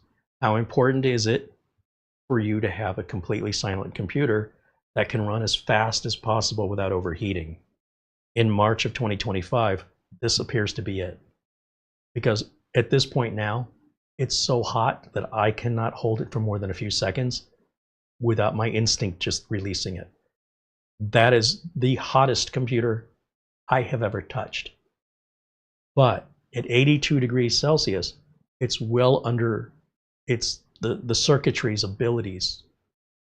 And in much the same way, a rocket engine gets hot too. And it's going to burn a lot of fuel in order to lift a rocket up. It's not there for you to barbecue with. That's not what it's for. So this is interesting. It's not bad. It's just your expectation should understand that one goes with the other. All right. And when you want to go to the highest level that you can go, passively cooled, right now this appears to be it. And that's just normal. You just get used to it. It's designed to run that way. It's nothing for you to fix. If you feel like that's something you need to fix, this is not the right computer for you. The engineers have done all the work, and as long as you're not pushing it any harder with regards to getting into the BIOS and trying to increase its wattage or make changes internally that could cause it to run hotter, then you might be digging your own hole there. But as it is out of the box, I have no doubt there's nothing wrong with that temperature as far as the circuitry goes. But I could certainly understand that you could easily forget about that. And you could have this in place for months. And maybe you just never turn it off. And you just aren't thinking one day and you reach over to move it and you're like, ow, you know, that's not its fault. It'd be the same thing as if you had a kettle on the stove and you just reached over because you forgot the kettle was on and you could burn yourself. That's not normal with a mini PC, where it is normal with a kettle.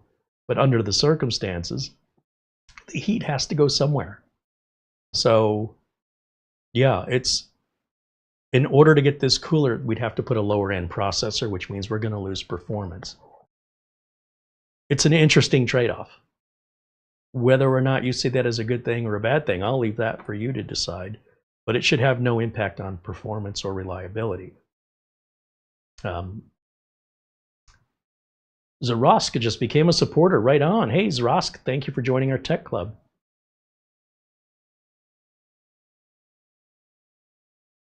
Delvin 2000 said you could adjust the power plan and CPU boost to be less aggressive.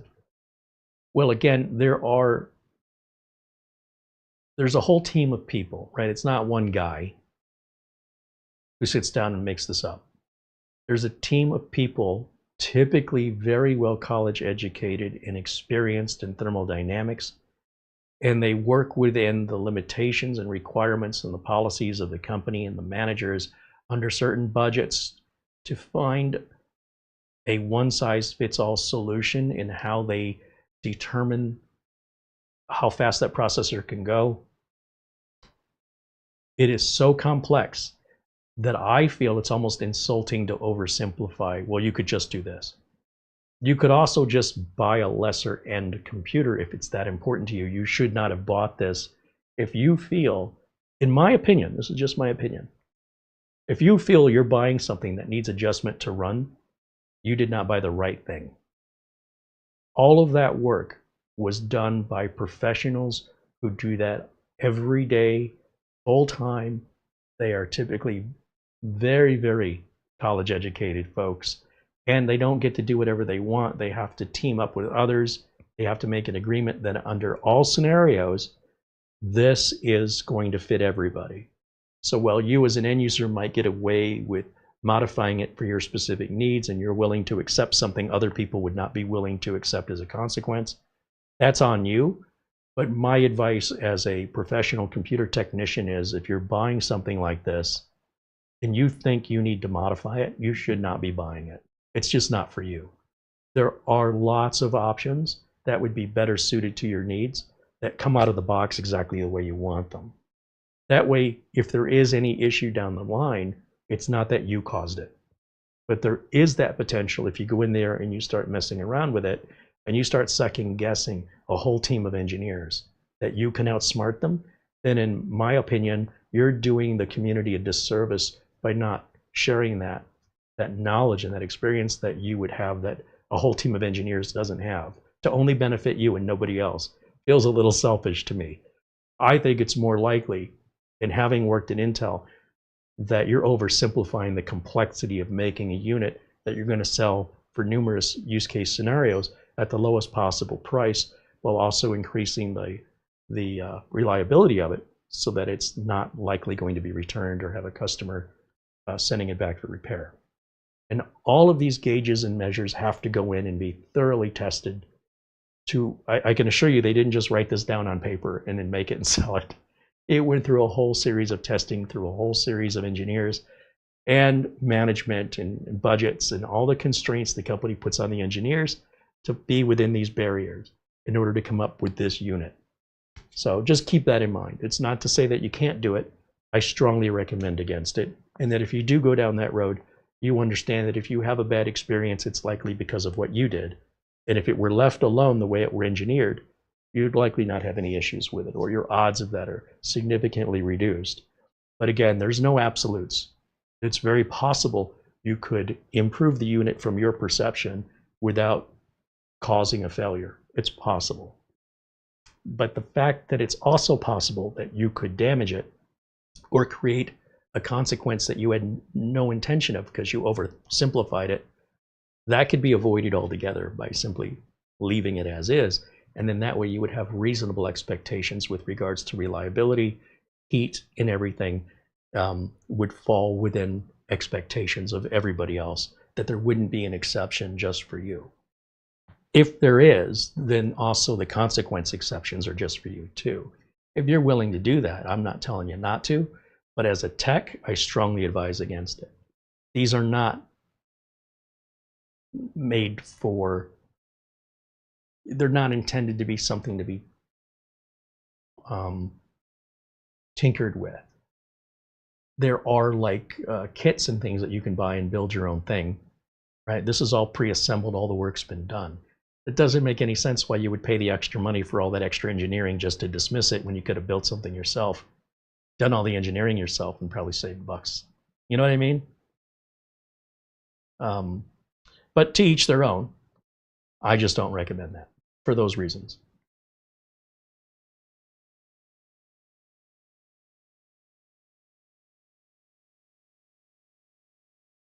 Hallie says, I wish all mini PCs came with external antennas, gets better Wi-Fi.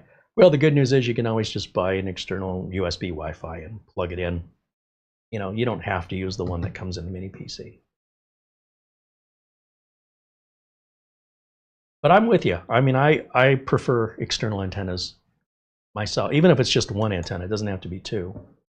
Some of the 1 liter PCs we looked at from Lenovo and HP and Dell, I think it's the Dells that have that singular antenna.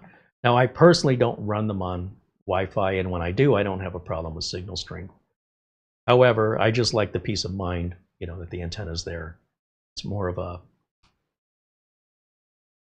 I like having it whether or not I need it versus the option of needing it and not having it.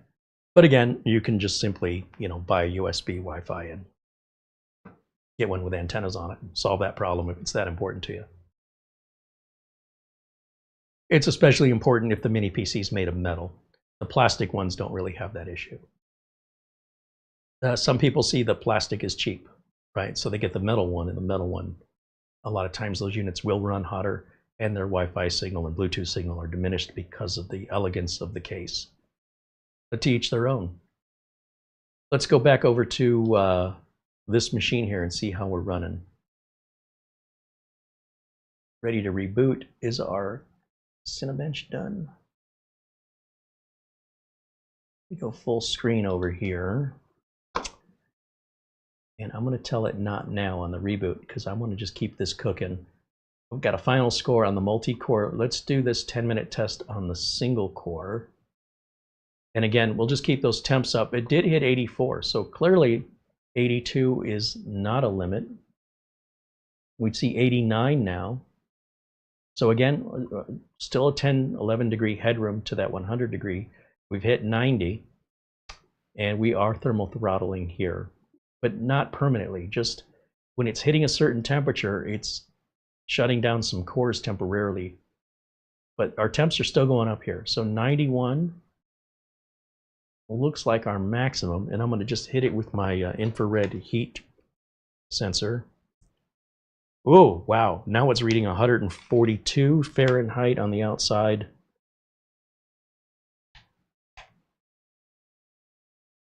And front and back.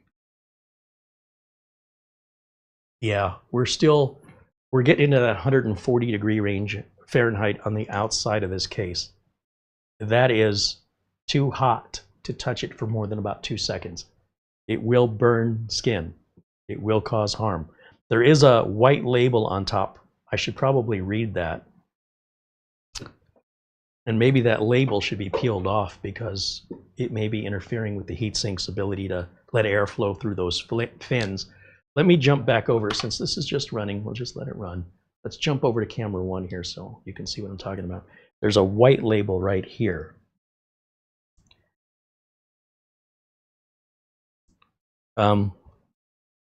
Print is very small, and I'm not getting any younger, so let me grab some thicker glasses. Gonna look like Milton from Office Space. Attention! The 0 dB cooling system utilizes the metallic housing to dissipate heat passively into the surroundings. The surface of this mini PC, especially the top aluminum heatsink, may get hot while running the CPU and internal GPU with intensive tasks. The mini PC is professionally designed to prevent itself from overheating while in use. Adequate airflow around the housing of this mini PC shall greatly enhance its cooling performance. Please avoid touching this unit with bare hands while operating. It would have helped if I read that 45 minutes ago. You know me. I'd say, well, let me determine that. Well, there's a full warning right on here. It tells you flat out, this gets too hot to touch. That's designed to do that. There's nothing wrong with it. And by the way, if that bothers you, you can always put a little fan, any little tiny fan, just to move the air. Of course, there goes your 0 dB, right? And of course, if you put this in a little closet, or you put it in a little cabinet that's sealed, it may actually get too hot. You need to have room around it for it to let that heat escape instead of getting trapped. If the heat is, think about it logically, if the heat's coming off of this and you've got this in a little cabinet and that cabinet doesn't have any holes in it, where's the heat going? You've just made an oven, and the oven's going to get hotter and hotter and hotter, and there's only so much this thing can do. So as long as, like, we have it in an open area, we're not necessarily blowing air over it. Just the air in the room moving naturally is all it needs. Now, if you have one side of it blocked, maybe we're using this as a home theater PC, and we've got our television next to it. You might just want to give it 10 inches of space between that and anything else, just to make sure there's not going to be any issue with the heat. If you decide, hey, in that little gap, I'm going to put my remote control, and then you go reach for your remote control and think, wow, that's really warm, that's because all the heat eventually, assuming just ambient air, that heat is going to kind of rest closer around the unit, and the heat dissipates the further away you get. So just keep that in mind if you're going to set anything near it. And what that thing is, most things aren't going to be bothered by the heat. If you had a trophy, if you had a glass, it's not going to hurt anything. However, leaving it open so it can just have the air naturally would be preferred. And again, if that's too much heat where you can't touch it and that bothers you, then you don't want the N300 version of a passively cooled machine. You're going to want something much less power capable, in which case it wouldn't get as hot. So one does come with the other one. When I'm using a computer, I don't know how often I'm touching it, to be honest.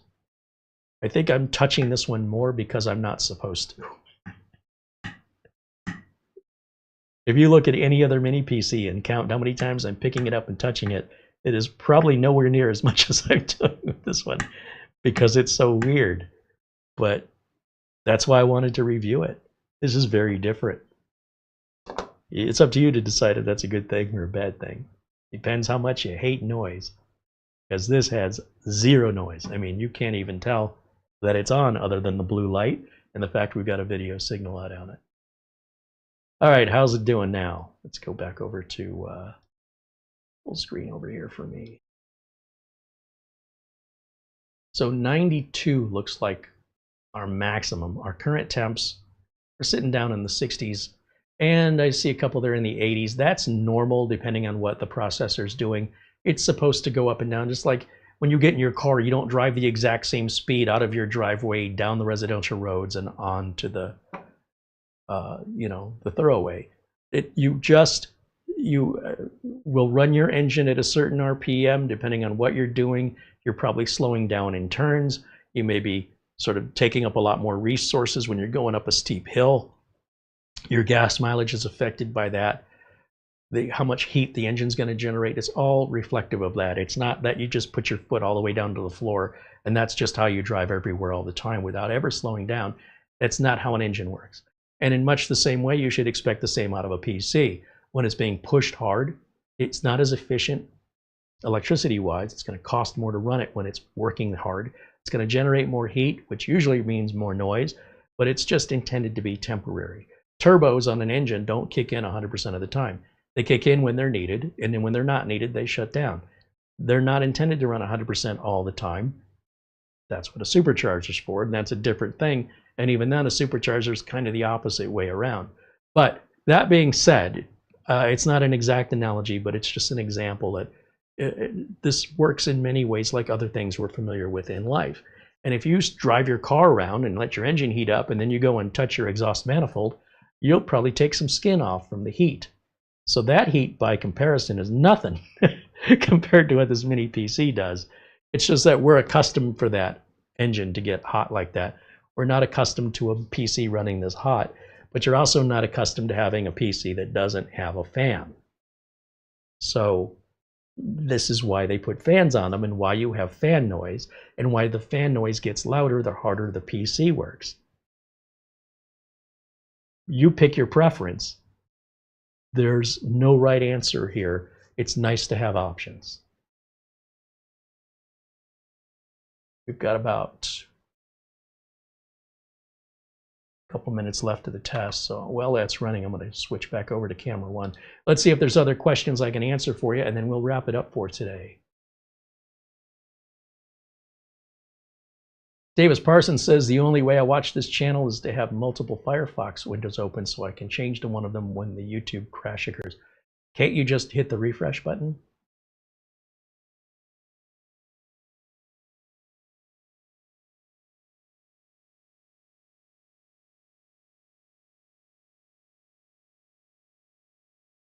David Graham says, I don't see it for home use. You've got to be careful where you place it.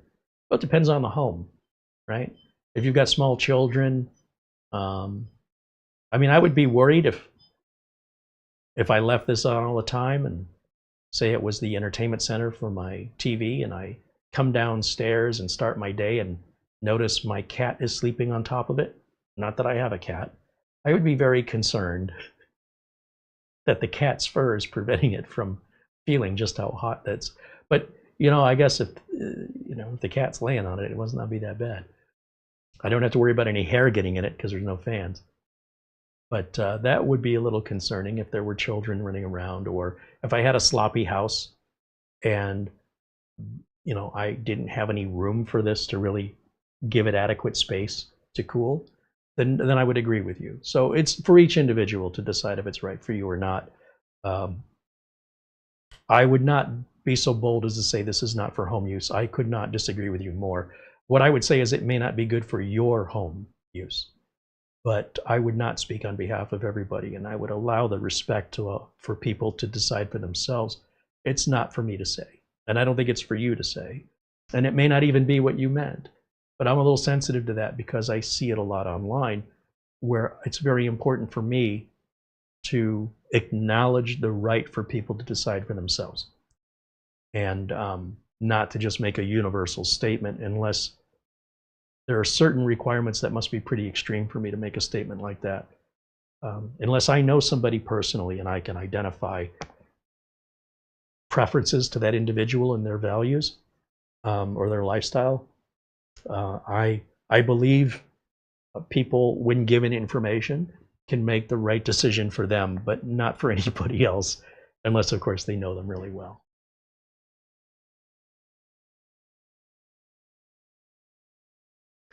John Paul Bacon, oh, he's talking to Hallie, maybe looking for a mini PC with the newest version of Bluetooth. I think it's 5.4. I think you're right, yeah.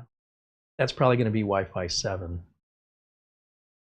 But you know what? If you're not running any Bluetooth devices that have 5.4 on the other receiving side, or any Wi-Fi 7 devices on the receiving side, it's still going to run it whatever the Bluetooth version is, the lowest version of the two things that are communicating, just like Wi-Fi.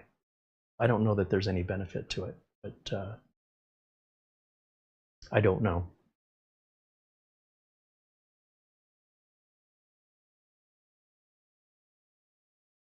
Davis Parsons says when his Firefox crashes when the live chat crashes in Firefox, it locks up his Firefox window.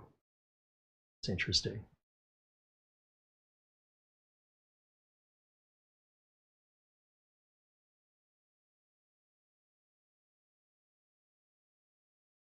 Usually, in my experience, that's the result of extensions that you put in Firefox.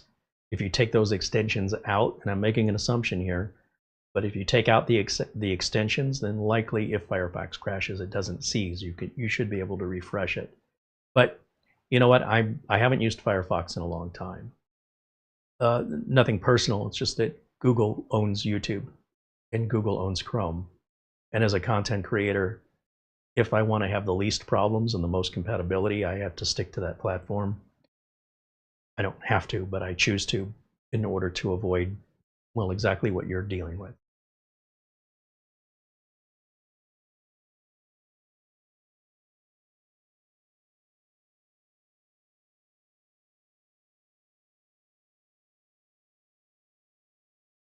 Charlie Purdy joins us and says hello. Hey, Charlie, welcome in, my friend.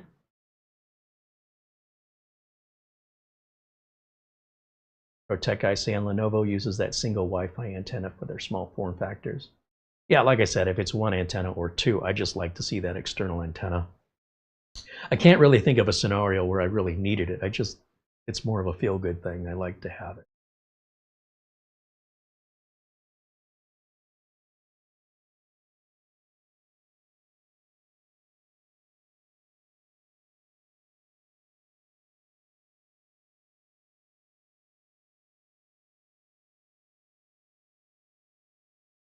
Let's go back over. I think this test should be done now, right? No, it's still running. Should almost be done. Yeah, just finished. So our maximum recorded temperature is 95. Wow. And we've seen other mini PCs with fans that get to 95, even hotter. This is an extraordinary use case scenario. I don't know that normally under regular actual usage, many people would ever hit 95. And if they did, probably just for a second or two. That would be my guess based on the industry I'm in and what I see from my clients. Before I restart though, and again, there's our Cinebench numbers, just in case you're curious, not that this is a rocket. Okay, it's not what it's built to do, but it can do it. I am curious about Crystal Disk Mark. Let's take a quick go at that before we restart.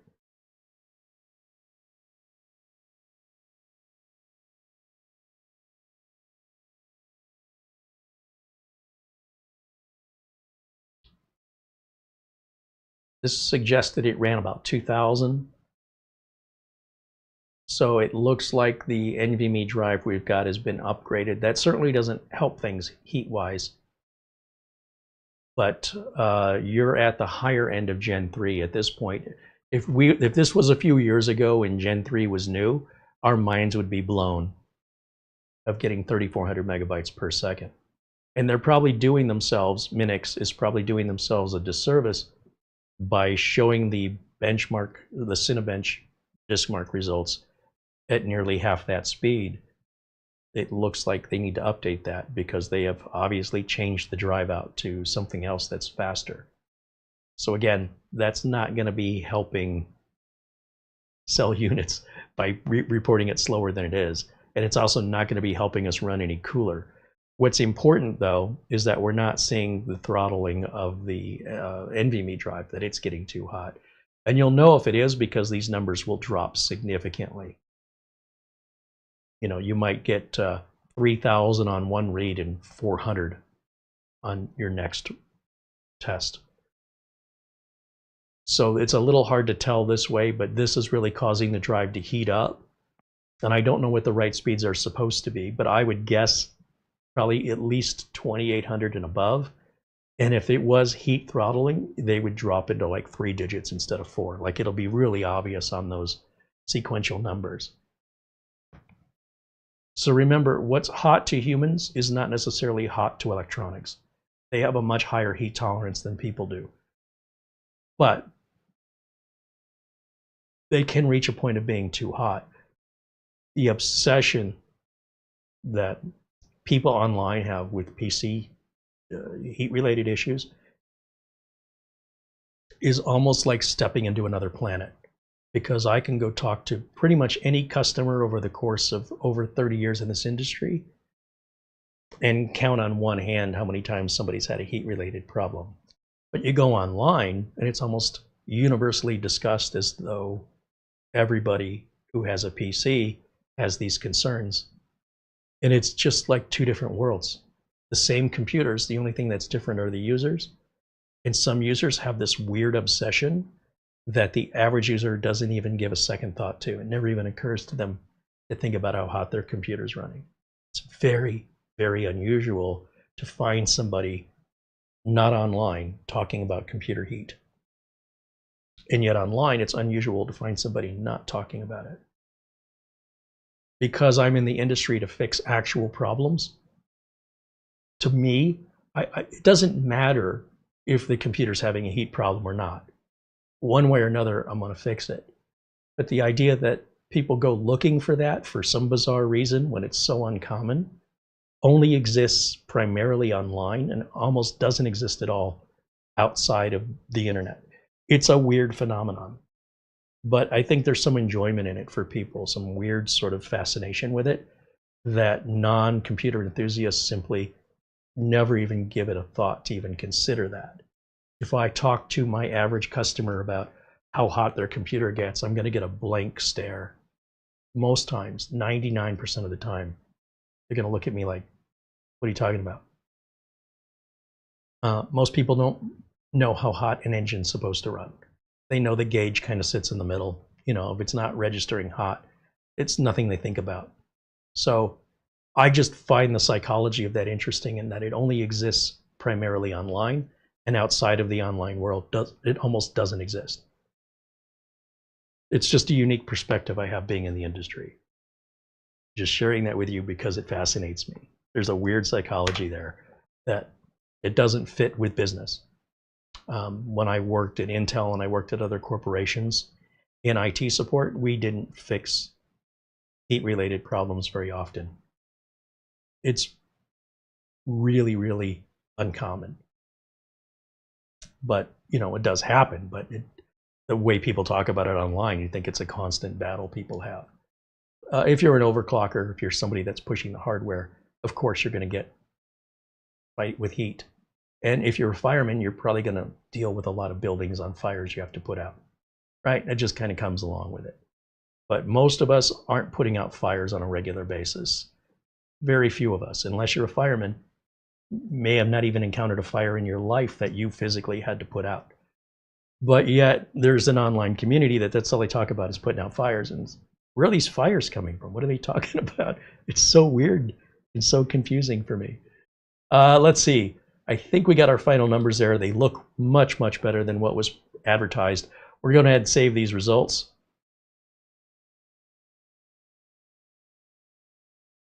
And we'll just write that up as crystal disk mark. We'll save it as a JPEG. And I will put that on the desktop. Perfect.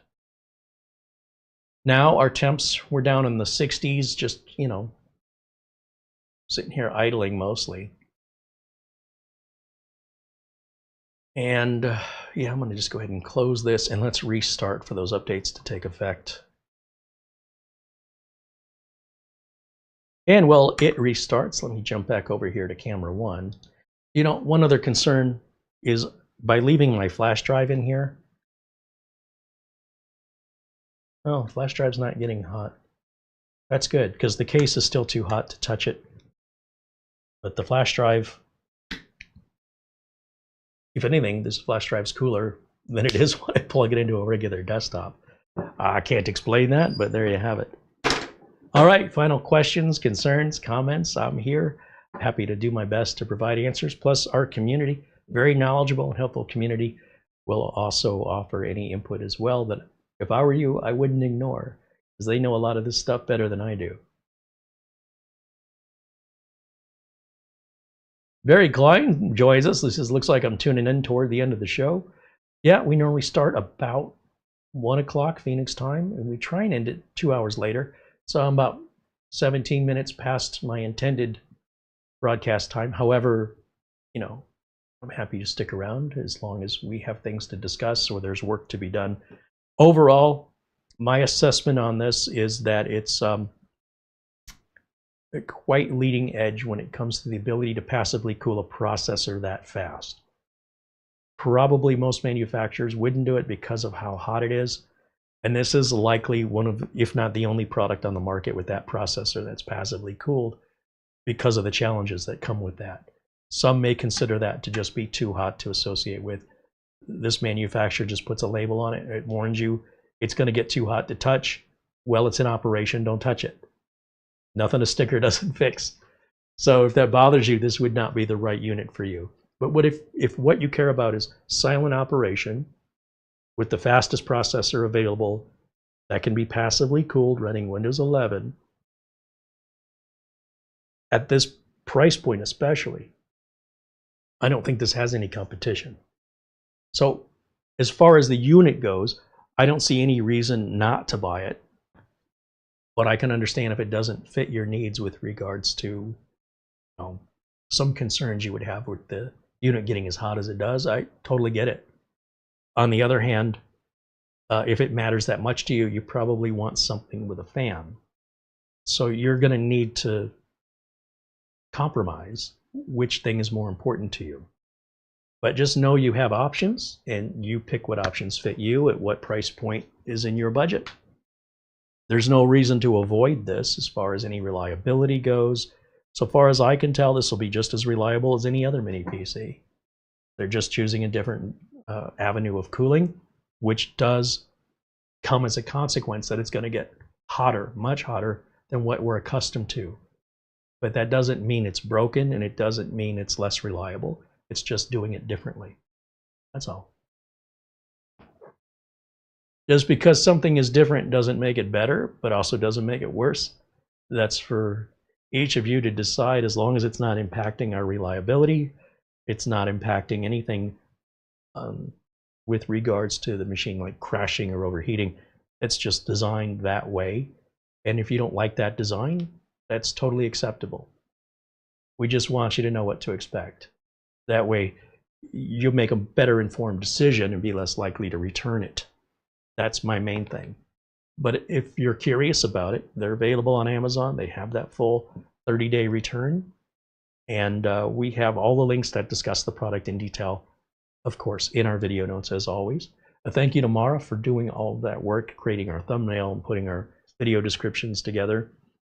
Thank you again to our good friends, all of our members, our friends like Buster and Charlie Purdy and Mark Gaines, and all of our other generous supporters here that help us continue to maintain our independence away from corporate America.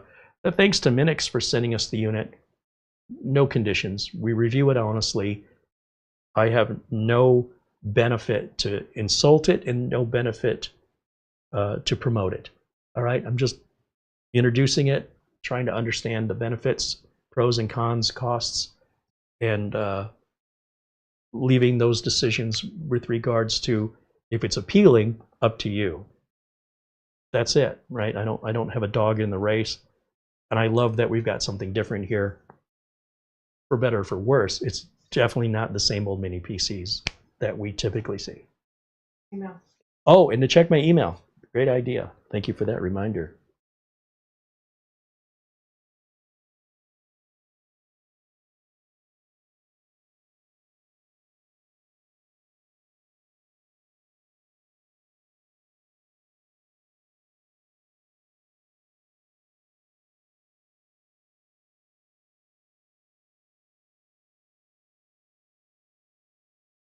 Ah, Frankie B sent $200 via PayPal. Frankie, thank you.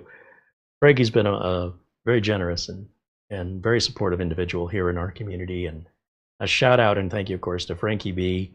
Also to Mortant, who also sent an Amazon gift card.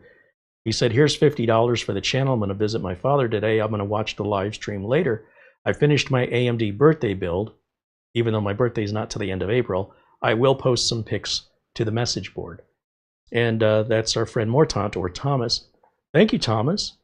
Of course, thanks to and welcome to all of our new members and current members. What else can I tell you? Our friends over at SCD Keys still have that 30% off coupon code for legitimate legal licenses to Windows 10, Windows 11, and Microsoft Office products. In fact, I think our discount code can be used on any software they sell. I just don't have any personal experience with anything other than the Windows and Office keys. I assume everything is the same in that regard. If you ever have any issues with anything we're endorsing, reach out to us in email. We can help you solve. Most of the time, it's a misunderstanding. Sometimes consumers that reach out to us or viewers that reach out to us don't understand what they're buying. So, for example, SCD Keys license is tied to the board, the motherboard itself. They're not transferable any more than the license plate on your car can't be just taken off and put on another car. There's forms that have to be filled out, typically fees that have to get paid. And so these licenses are sold for less because they stay tied to the motherboard for the life of the board. And sometimes people, regardless of the fact that they pay $15 for something, they feel as though they should be able to move that license around. Those licenses are around $150 if you want that kind of a license. So unless you're moving the license more than, or at least 10 times, it's cheaper to just buy it each time you need it. And how often are you replacing a board? So in the very few instances where we've had anybody email us with a concern, in most of those instances, those folks had a misunderstanding of that these licenses are not transferable. And those licenses are available at 10 times the cost. But if you think about it, it's probably cheaper to just buy another license than it is to try and transfer a license. That being said, that's universally true. If you bought a Dell computer and you want to take the Windows license off of your Dell computer and put it on some home computer you just built, you can't transfer that. There may be people who've gotten away with it, but it's not a part of the license agreement and the terms and conditions upon Microsoft license that to Dell. It wasn't for you to take it off any more than you could take the license plate off of your car and go put it on your motorcycle. Like I say, not without going through a lot of hoops and spending money on paperwork and fees. It's a license, right? When people buy their music and their movies on DVDs and Blu-rays and they claim they own the media, they physically own the DVD or the Blu-ray, but they don't own the material on it. That's licensed. It's a different. So let's say I get Lord of the Rings on DVD. I own the DVD. I own the physical plastic. The material, the data, that's licensed to me. I don't own it. A lot of people don't get that. They don't seem to understand the difference between licensing and owning. You can't own a copy of Windows. It's not possible. You can only license it, just so you know. That's generally the way any media, movies, music, software, you're licensing the right to use it, but you don't own it. You own a license. This is a tough concept to get through people's minds, but it's always been this way. Far back as I can recall, it's always been about licensing.